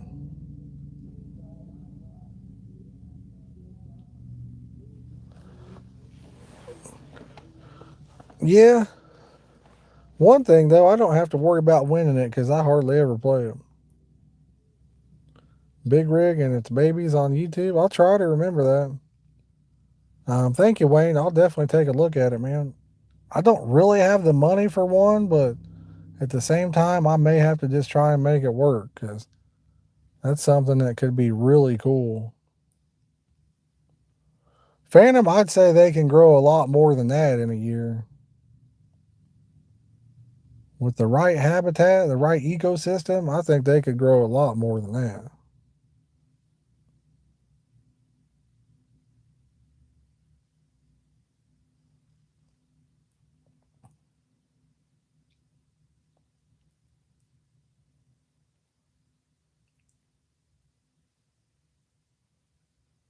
We should do a documentary on that. Clayton says a documentary. Well, you probably got to be a marine biologist to fully understand it and be able to document that. Well, I'm saying we should like have one carp in a pond and feed it every day. I know Clayton's goldfish got pretty big. I say we could make a carp grow 5 pounds in a year. Yeah. If he fed him and had a big air tank, I'm sure. Catalytic Converter says she was a huge mare, over 50 pounds. She got spawned with another massive carp, and their babies have been grown. They have the OG carp strain in their genes, supersized carp. That's cool. That is cool. I like it. That's how to do it. Make them big boys. You guys have probably heard me say it before in some of my videos. It's a big boy, buddy. That's a big boy, buddy. Over 3,000 babies? Nice. Nice. Could you imagine if they did that like around here and everywhere else. That'd be so cool. I'll tell you, if I ever get big time and I got my own house with my own lake, that's what I'm doing. I'm putting big ones in. I want them all like purebred with them big old other carp and kois and all that stuff. That'd be awesome. Some of them are in Gigantica. Oh, yeah. Gigantica's got some beasts. I know that. Clayton used to kind of watch some different stuff on there. What? Big deal. Thank you for coming in and hanging out with us today, buddy. I appreciate it. Have a good rest of your day. Gigantica. Oh yeah, I might play that fishing game when I get home. There you go.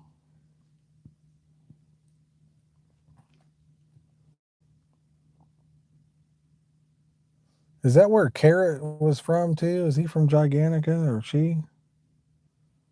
Carrot? I don't know. Didn't you see that big koi Carrot? No, but I'm pretty sure it wasn't from Gigantic. We got Steve says, what's the deal with sticking the rigs out in the water like that? Sorry if I missed it. Covered on another stream. Euro thing. Steve, for me, this spot that I'm fishing, I kind of need to walk out in the water to cast. So I just have my rods out there. I mean, no, don't have to have them out there, but it kind of helps me for when I'm casting from the spot that I'm sitting at. And hey, it looks pretty cool too. Cadillac said Google big rig. Clayton. Big rig? Big rig, yeah. It's a carp. Big rig. But yeah. Oh, weird.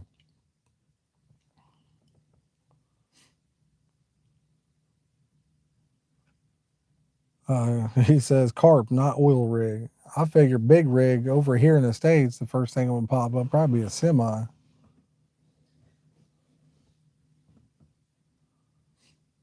Probably. UK's largest and most controversial carp has been found dead at the Shuffle Lake. Clayton said it was found dead. Well, that's not good. Cadillac was saying they had like over 3,000 babies.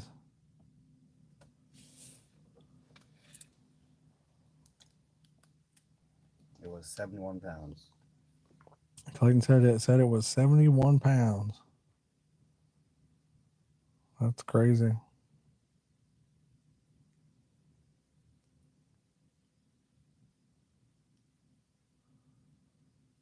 Yo, what's up, Sticky Ricky? How you doing today, buddy?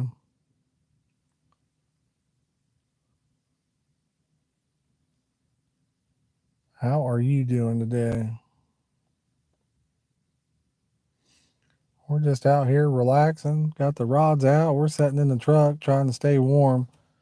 As pretty as it is outside, when you're sitting out there in the wind, it's cold. But sitting in the truck, the sun coming through, it warms you up pretty good. Sticky, this might be the first time we blank this year.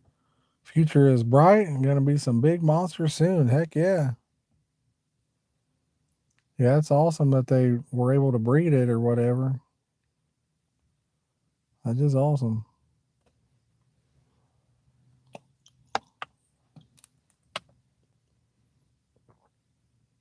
That's a good deal.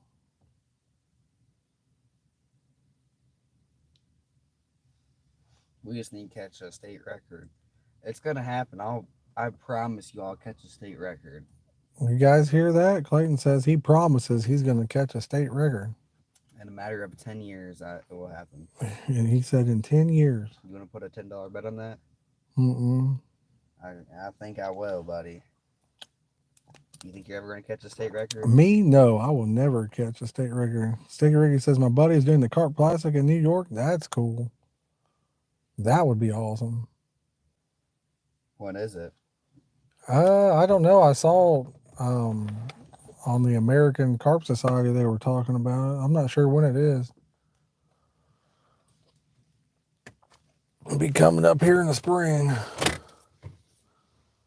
That's in what, Baldwinsville, right? May. Says it's in May. I think that's in Baldwinsville. There's a lot of 30-pounders over there, that's for sure. A lot of 30-pounders. Maybe we should fish it. We'll be close to it. Maybe this is summer.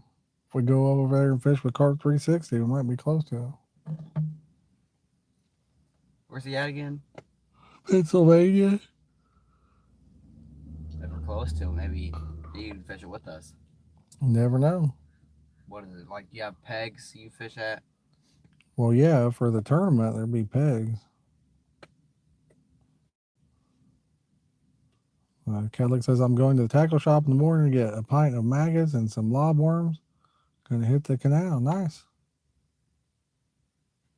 Nice, nice, nice. It's we're coming to the end of February, so March, we might start having some pretty nice days in March. You never know. The river is wild, 4+ ounce leads. Yeah. That's a lot of lead.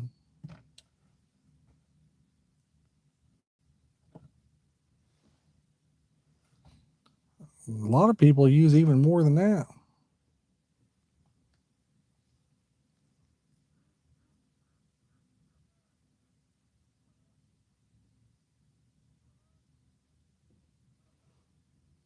What was that one rod? The toughest rods. Wasn't it like a medium rod? Like it could cast like 12 ounces of lead or something like that. Yeah, it was. It's a medium action, and it's wasn't it rated up to like 15 ounces or something? I don't know. It's pretty good. I was like, man, I said I consider that a heavy. What are we using? Heavy or medium? We got heavy action. Yeah. Yeah. Ricky says if I need more than 3 ounces, that's a bad spot. Yeah, that's some current. Definitely. That's quite a bit of current right there.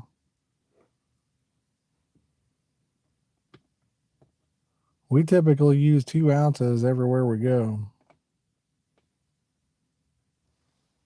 You think we have enough 2-ounce lead for the year?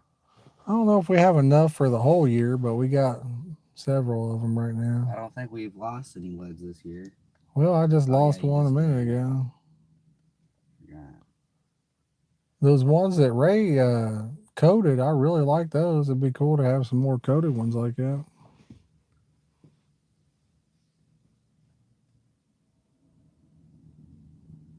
They were pretty nice. USA is missing out on the carp market. If the EA or your people got a hold of the carp and gave a license to keep them and create a carp and match fisheries like here. Cadillac, what people care about over here are bass. People are bass crazy over here. So a 3-year-old offspring and 23 pounds already, that is awesome. That's what I'm saying. You got to keep the good genetics. Got to have good genetics like that, you know. What happened? Astraham was talking about one of those spawns from that fish. It's 3 years old and it's 23 pounds already. That's insane. That is, that's awesome.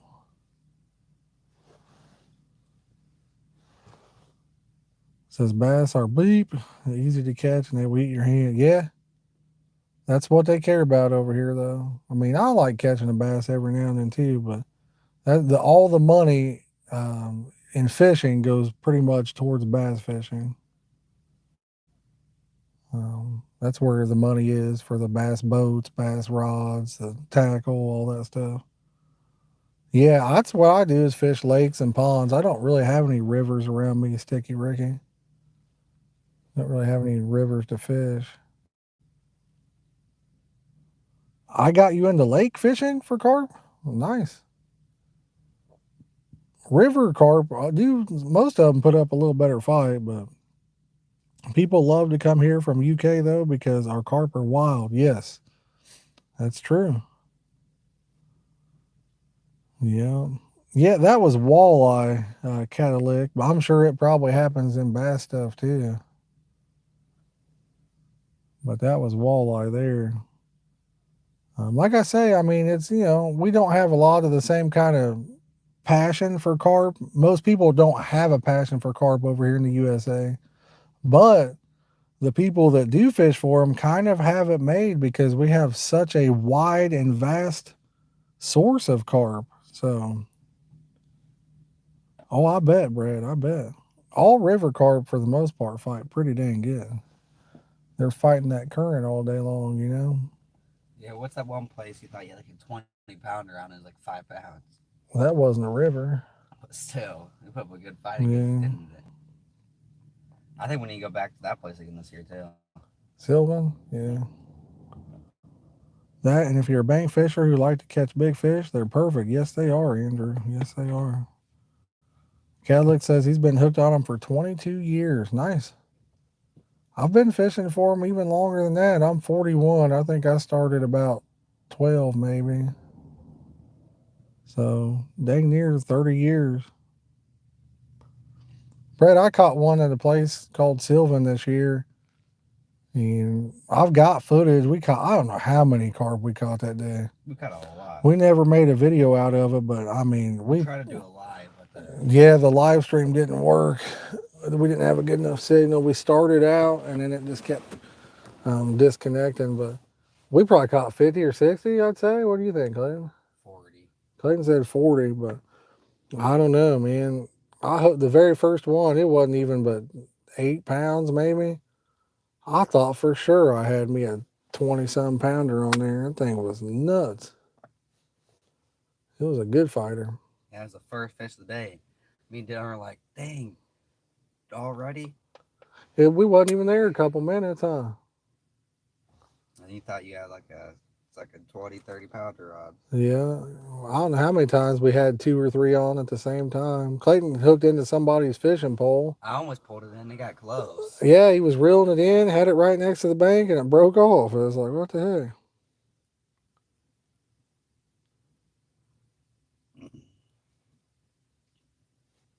Yeah. I mean, the line, see, that's the one thing.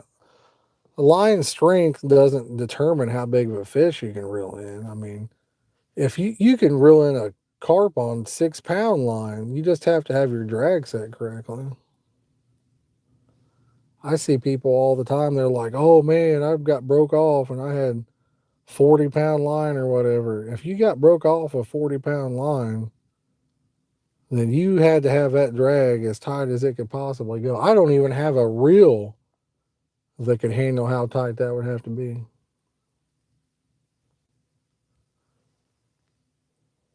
There's a couple places I fish that they just fight harder. One of them is Summit Lake. Summit Lake, they fight really good. And then that Sylvan, they was crazy up there. Yeah, especially if you're using a size 10 or a size 8 hook that you were talking about. Yeah, that hook ought to have been way before the line breaks.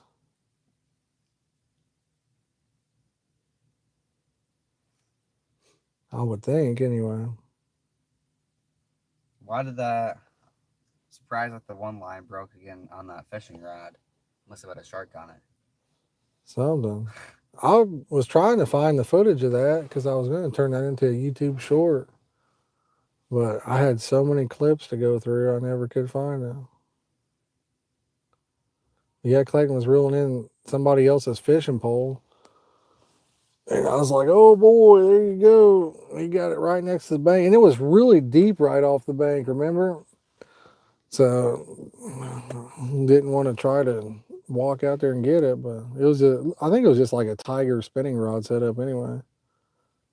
But it broke off right next to the bank. Remember, always when a boat came by there, a rod took off. Yep, we would get a boat by. The boats would set in, and then they had to go through that channel. And every time a boat come through there, we'd get. Usually, we had 2 or 3 that would take off when a boat came through. Cadillac says I lost a monster in the canal during the summer, using 15-pound size 6, proper carp hook, and it bent the hook and peeled the paint off of it. And said it was over 25 all day long. Nice. I've caught a lot of big carp that didn't fight too hard, And, I've caught obviously some big ones that did put up a good fight. And I've also caught some big ones that didn't fight hard at all. So you never really can tell based off the fight on how big they That are. 31 fight good. That 31 did put up a pretty good fight. I'd have never thought it was that big, though. Till you lifted it out of the water, it blew my mind. Yeah. I've caught some, to me, a lot of the 12 to 15 pounders, some of those guys can just flat out fight. Jack, I remember a one that I caught one time was like a 2710, I think. I'm almost positive that's what it weighed. I've got a picture of that fish at home, even somewhere, a Polaroid picture. That fish, when I hooked it, I reeled it in. I thought it was about a 2 pounder. I reeled it straight in, no fight whatsoever. Got it in the net, and I said, "What in the world?" I couldn't believe it. We got Gary and Kim McCoy in the house. What's going on? Says in my area, most people use spinning reels. Are there any advantage to level ones? For me, yes. Most people use spinning reels for carp fishing, especially in other countries as well. But level winds, and it is a fact, a level wind reel can cast farther than a spinning reel. So now, while you might be able to get 200 yards or whatever with a spinning reel, a level wind reel has the capability of casting farther. It's just simple based off the design, the way the line comes off of it. There's no drag, you know what I mean? So you're have the potential to get farther distances. It's a lot easier to cast farther distances. And for me, I like the way the drag is. You can use your thumb. I keep my drag loose and then I use my thumb to play the fish. I can use my thumb to kind of make the drag tighter or looser just by placing it on the spool. So, but use what works best for you. It says I couldn't stop it from going into the snags. All I had them up to was 17 pounds from the canal, and this felt double. It could have very well been. Jack says when I released it, it slowly swam away. Yeah. Yeah, like I said, I've caught some big ones that honestly I had no idea they were big. Just reeled them right in. I've caught some in that 12 to 15 range that really put the hammer on me too. That one that we caught 3 times this year at the White House, Clayton, that thing was a scrapper. A couple times I caught it, it really put up a fight. Yeah, I want to know what fish took you around that one fountain. Yeah, I had something decent get me hung up over. Andrew says I just like the drag and bait casters aren't as bulky. Mostly it's just a comfort thing for me. Yeah, I mean, take it from me. I used spinning reels for, I don't know, 20 some years for carp fishing. I actually said I would never own a bait caster or use one for carp fishing. I literally said that many, many times. And then the first time I actually tried it, which was, I don't know, 4 or 5 years ago, maybe not even that long, I don't know. I was like, what have I been missing here? It actually brought it back and made carp fishing exciting for me again. And I was super excited to use my stuff. So the only thing I truly miss is the sound of that drag. If you're using a bait caster, it doesn't make a noise when it's pill and drag. That's probably the only thing I really miss. Remember, I taught you everything you know. Yeah, Clayton definitely taught me.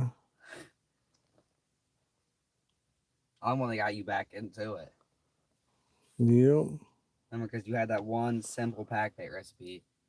Oh, you got me back into the YouTube, didn't you? How you back in carp fishing? Yeah.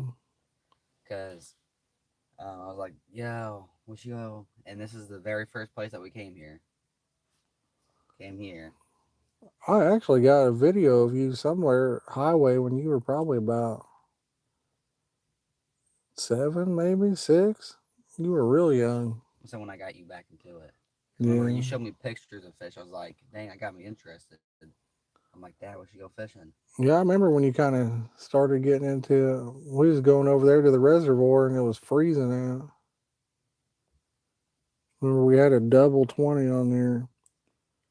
Gary and Kim says, I think I might get one to try. Thanks. Yeah, no problem. I think you'll like it. I mean, once you get used to them, I don't know that I could go back. I really enjoy using them. I've got $1,000 Euro set up at home. The spinning rods, reels, Sonic XD 8000 reels, and then I can't remember what the rods are. They're 12-foot, 3.5-pound test curve. Man, what is the rod? I can't think of what the rods are, but really nice setup. 2 of them were used one time before I got them. Then the other one hasn't even had line on it. I wish I remember what that was. You get one with a clicker, makes it easier for the carp on the take when they grab your bait.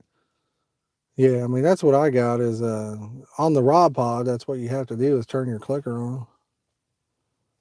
Just hit your cast button and turn the clicker on. I think we should do a video on carp fishing with Barbie rods. We'll have to do a live stream with the Barbie rods again. I think we need to do a video with that too. Dave, you did not miss anything today, brother. Nothing today. We're kind of sitting in the truck keeping warm now. No action yet. I think just about every bait caster has a clicker on it anymore. At least just about every level wind I've seen. I don't know about the conventionals without the level wind. I choose spinning reels because my family can cast them. There you go. I'll tell you, the round reels, I think about anybody could cast the round reel. Honestly, it might be easier to cast the round reels than a spinning reel. I've seen Clayton mess up a spinning reel real good by casting it. I've seen him win not the heck out of him. Win. A lot of the 5,000 size bait casters don't have them. Would have thought you would have caught a hole. Yeah, just didn't work out for us today. Isn't there a charging cable back here, Clayton? I thought there was. Let me get this on the charger. Oh. I mean, the day's not over, so it is not over yet. We still got the chance. Jack says, my dad has been fishing for my entire life and can blow up every casting reel in sight. Well, we better not let him use ours, Jack. We better not. Cast King is decent price bait caster to start out with. I'm going to tell you, Andrew, if you like those Cast King Rovers, get yourself a Piscifun Chaos XS50. Use my code, CCBT18. Save yourself 18% off. It's cheaper than the Rover, and I don't think you would ever go back to a Rover. I don't think you'd ever go back to one. Man, they cast so much farther, so much smoother. I've had both of them. I've had a couple Rovers. I got like 10 Chaos XS50s. I couldn't believe it. Wow. Dave says, I don't think I have any use for a rocket. You just ain't tried one, you know what I mean? It'll take you a minute to get used to it. But if you got to change everything around, you know, like your rod holders and stuff, I can definitely see somebody don't want to make the switch. It could get expensive, you know? Andrew says, I'm an ambassador guy, but the Cast King got me there. Kelly says, I'm hoping to beat my PB of 26 pound this year from the canal. Holyhurst Lake, a few miles from me. Nice. I hope you do. I hope he gets you a 40 pounder. That's what I'd like to do. I'd like to break into the 40 club. I've caught a lot of 30s, but I'd love to break into that 40 pound club on a common carp or mirror carp.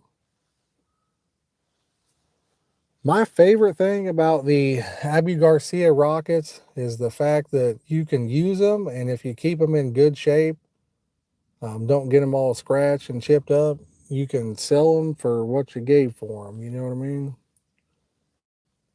You can always get your money back. That's the one reason I truly like using them.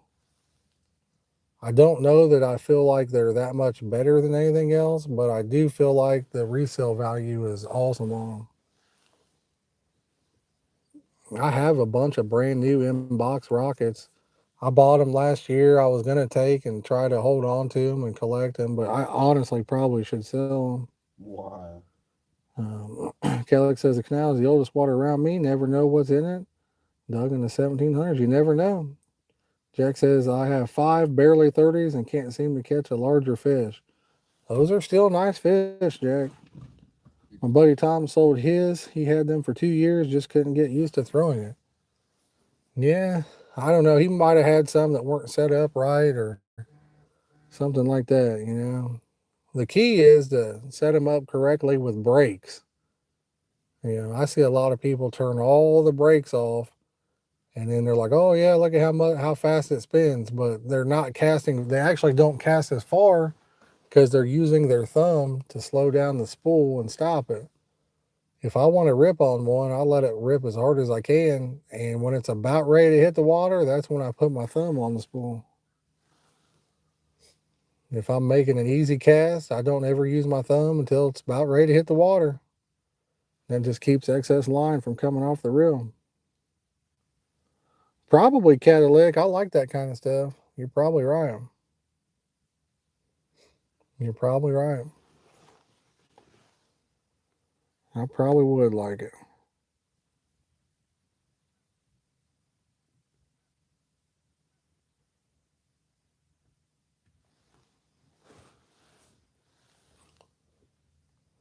Well, Clayton, what are you thinking, man? Should we pack her up?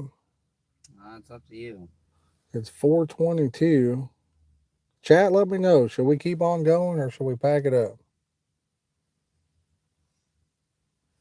I probably need to get me a shower in. Nice scenery, a lot of old stuff, nice view. Yeah, I like that kind of stuff for sure.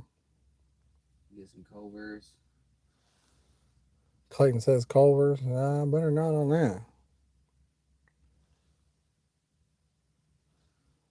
I mean, for me, I keep my tension knobs all the way open, and I have 2 brakes turned on inside of the reel. Is what I use, Dave.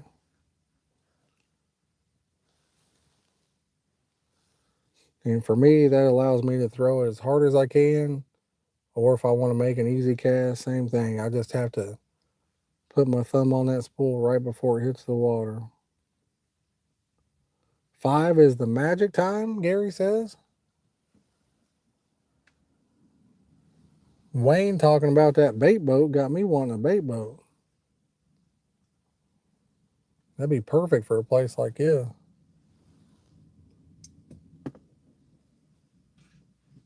You think it'd be perfect for a place like this? Yeah. Bait boat. Yeah, I'd like to get it over there next to the other bank. Huh. Dave says he's never thrown a rocket. I'm telling you, it's not bad. You think you can still cast 100 yards? Oh yeah.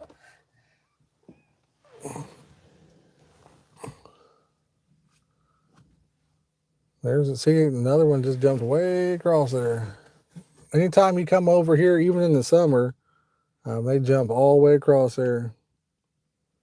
Got a cat and a carp, but nothing since then. I've got 0, Sarah. Got 0 today. Bought a bait boat, had it out to 150 meters. First time I had it out. Nice. Yes, they do, Andrew. They definitely hold their value. That's for sure. That's the reason I like them so much. They hold their value. Anytime you can use something and then get all your money back if you need to. I know, Sarah. I know. This could be our first skunk of the year. There's a Mustang. I think I've been out 4 times before this and caught fish every time. Today may be the first blank.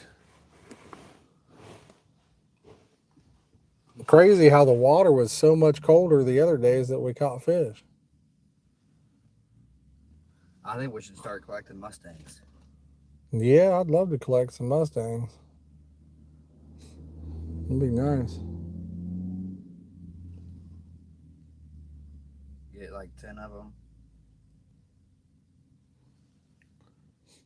This is our first win this year. Nice. Yeah, I'm sure you guys are in the Ohio, the Buckeye area. I was gonna possibly make a trip into Ohio today, but we had a lot of driving yesterday, and then tomorrow for work I have a lot of driving, so decided I didn't want to put another 3 hours worth in today. Put a bait over where they're showing on that for side. Might say, Cadillac. I can't cast that far. That's about I forget. We had those. What is it? Binoculars that you look at, range binoculars, and I think that was like 200 and something yards over there. Yeah, that's where I thought about going today, Sarah, but it's over an hour and a half there and an hour and a half back. I didn't want to put in a 3 hours worth of driving. That's what I was saying, Cal. Like if we had a bait boat, we could just take them out and drop them off over there. Of course, even at that, I think I've probably only got maybe 230 yards of line on there, but we'd get it close anyway. What happens? Yeah, no, it's a long ways across there, and the camera it doesn't look as far. What would happen if it's But it's a that long big way. 40-pound catfish that hits it? That'd be nice, wouldn't it? I'd probably rip the line off the reel. You want to think so? You just have to tighten your drag up. Depends how fast you get there.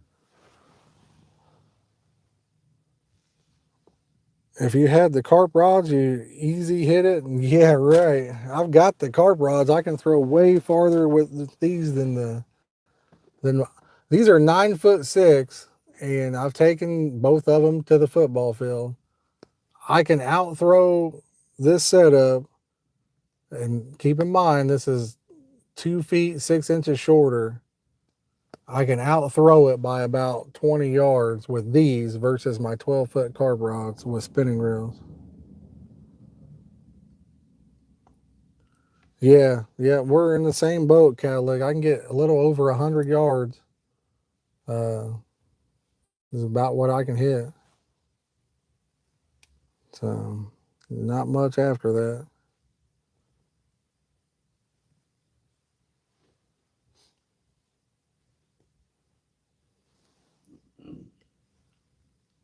$4.30.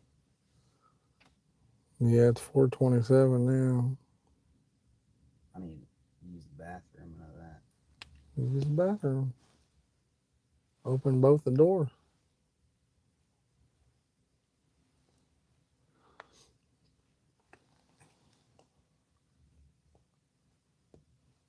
Hopefully the weather's going to be nice enough where we can get out again here soon. I don't know. Based on what I see for the following week, it doesn't look too promising. And we got William in the house. What's up, buddy? Andrew says, I've discovered that I just don't fish anywhere. I need the 10 plus foot carp rod, so my setup are a lot more compact, which is nice. Cadillac says that's on 8-pound line, 13-foot Venice feeder rod, 3-ounce tip on it. Sticky Ricky says I try to get spots close, even if I have to pre-bait them into me. Yeah.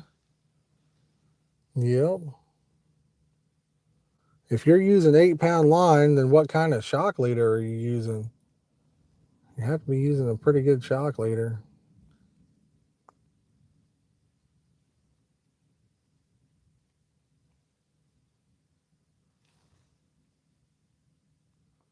But William, we're just out here hanging out. We had one bite earlier, and that was it. Over there, kind of on the other side of the lake, I've seen several jump. But other than that, not too much action going on. 7-foot pin rod's nice. Yeah, I was trying to think. I can't remember what my 12-footers are. They're 3.5-pound test curve. I don't think Dylan's watching. He might remember, but can't remember. No, the reels are Sonic XD 8000s.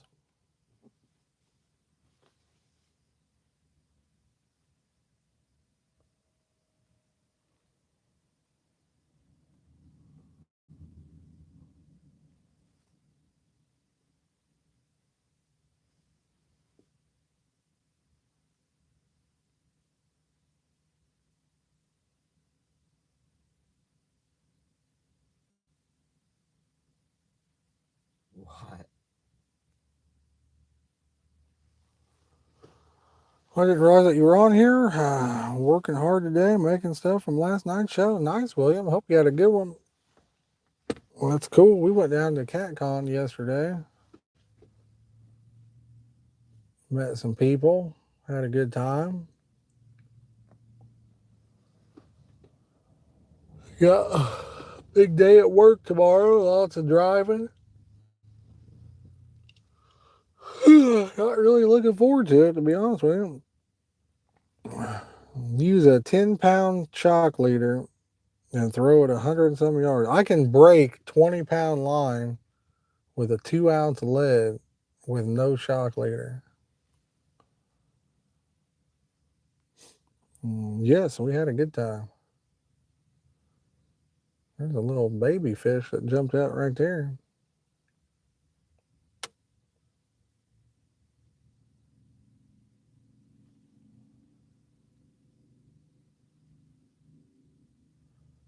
Well, I mean, you got to have a lot of torque no matter what to get it out there. And to get 100 yards, you probably need at least 2 ounces of lead. If you look it up, according to what you can find on the internet, you need at least 10-pound test for every ounce that you throw. In most cases, you need more than that. It's the initial jerk from when you cast that. That's why they call it a shock leader. You can or that's why you can break, with ounces compared to pound test. That's why the line will break.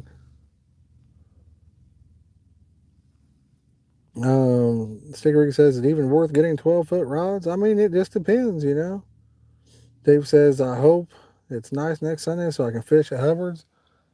I think I looked and it was going to be in the 40s, but that could change, That could very well change. You know how that goes. 12-foot rods are nice, especially if you've got a big wide open area to use them. I like using the 9-foot 6s. I've got 7-6s. They work good, but I prefer to use the 9-6s. 12s, I hardly ever use a 12-foot rod anyway, but if you've got a wide open area, nothing, that you got to cast around, and you can rip on them, they're kind of fun to use. Braxton Ellison says 14-pound mono with 30-pound braid. Dave Allen says it's Indiana. Yes, you just never know. The weather can change with a flip of a switch. Clayton was looking at the weather earlier, and it shows we're going to have a whole bunch of storms tomorrow. I'm not really looking forward to that. Another thing, now, do any of you guys know anything about, so the computer I'll be working on tomorrow, it doesn't have a Bluetooth for some reason. I was trying to hook up some Bluetooth headphones, and for whatever reason, it shows there's no Bluetooth driver or anything on that computer. You guys ever heard of that? You ever heard of a modern computer not having Bluetooth capability? Braxton says 10-foot are great for buffalo and packbait casting distance. Yes, sir. Sticky says, I use 7-foot rods because most of my spots are close. Andrew says, yeah. And it says, have a look at Steve Ringer, Tackle Guru TV. He was casting 100 yards with a feeder. And detail about the rod, etc. Very good. These are world champion feeder fishermen. Braxton says 12 foots work better if you're throwing single distance leads. And Donnie says, where are you fishing at? I'm over here by you, Donnie. I'm over by where you're at. Several counties already have flood warnings. I believe it. Like I said, it's one of those deals that we're supposed to get a whole bunch of storms and rain tomorrow. Can't wait. Can't wait. Gerald says, is it a laptop? It's a desktop, Gerald. It's a desktop, buddy. I kept going to the thing that says, connect a new device or whatever. And there was nothing to find any Bluetooth or anything like that. Could not figure it out. Anything I've ever tried to connect a Bluetooth to on a computer, you just go find a new device. Boom, boom, bam. Yep, there it is. Connect, and you're good to go, So I'm not sure what was going on with it. Yeah, Cadillac, I'll try to take a look at it, buddy. I will try to remember.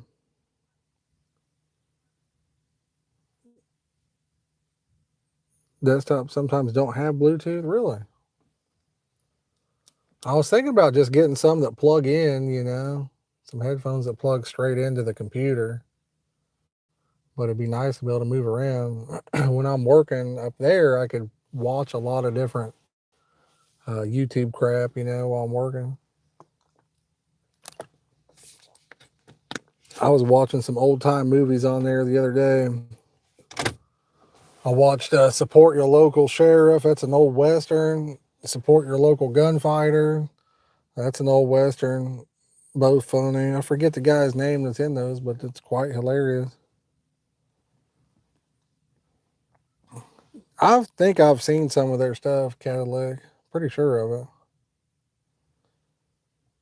Pretty sure of it. Dave says, I want to try. I heard there was a lot there. From what I've seen at Cataract, there's a lot of little carp. Yeah, I think somebody said there's some buffs over there. Having Aces ROG Strix motherboard in. The PC doesn't have Bluetooth. Use a Bluetooth adapter from Amazon and it works great on my PS5 controller. Oh, nice, nice. James Garner. Yep, that's it, Albert. That's his name. Yep. James Garner. Support your local sheriff. It's pretty funny. That's an old movie, but it's pretty funny. We got Oddball Fish Lover. He says, how many carp today? We've caught, let me count them up real fast. 1 plus 2 plus 3 carry the 20 minus 2 and then 0. We've caught 0 today, man. No fish today. This is going to be our first blank of the year, I believe. I think this is going to be our first blank of the year.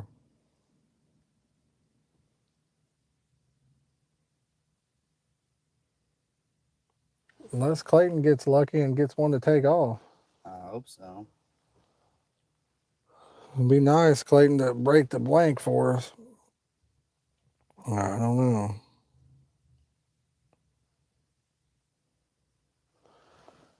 Gerald, I'm using bean mill pack bait, and the rigs I'm using have 14 millimeter boilies. They're blowback rigs. JP says you had a bite. I did have a bite, yes. That I did have.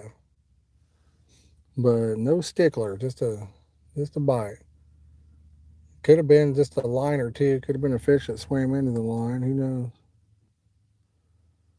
Oh, nice. Tell them I love them and all that good stuff, Donnie. Seemed like I didn't even get a good signal down there. Oh, that's right. Where they live at, I couldn't get a signal at all. I remember our GPS kept going in and out.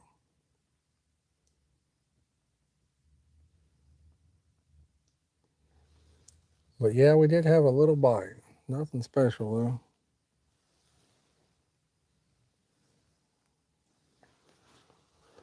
No corn today. Yeah, Gerald, where I'm fishing at, I mean, I can't really get corn to where I would need it to catch any fish, you know. This lake here, you got to get way out there. But Wayne was telling us about a bait boat. I may get that bait boat. I may just do it. Clayton, should we get it? Might take a look at it. Should we try it out? If it's that good for $189, I mean, can we afford not to get it? That's the thing. Do you think we do a video on it? Well, I'm sure we would. But it'd be cool to use something like that. Cool to try it out. I'd like to have a really nice bait boat that has the GPS on it and takes it out there and drops it where you need it. Those are awful expensive.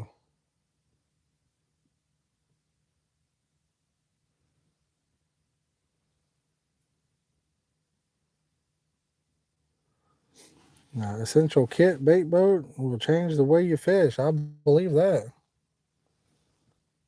I believe that for sure. Yo, what's up, Ray? How you doing today, buddy? You can get a kayak and do that too. Yeah, you could. You could. It'd be a lot more work with a kayak though. And kayak's awful big to tote around with you. You know what I mean?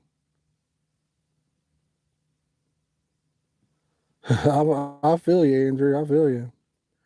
Big Deal says, thrilling news, I'm back. Tape your GoPro to it, get some cool footage of it. That would be pretty cool, Brett. That would be pretty cool. Albert says, I've got a bait boat, always forget I have it. Really? Seems like for certain spots, I mean, not everywhere, but for a lot of places, it seems like it would sure come in handy.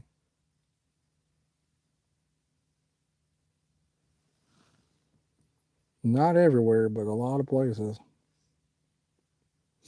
They got a clip for your GoPro. That'd be cool. Be out there doing some donuts with it, you know? Vroom, vroom. Vroom, vroom.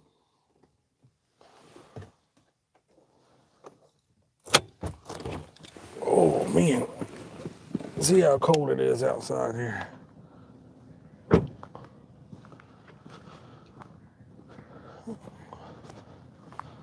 Guess what? It's still cold out. It is still cold out.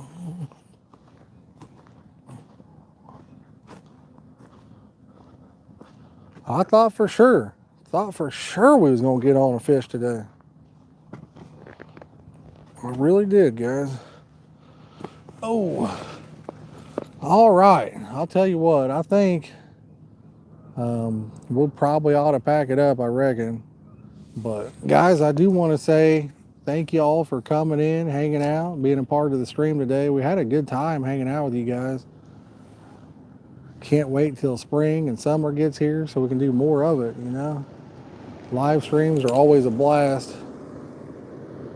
That way you can interact and really have a good time, you know. We caught zero, Big Deal.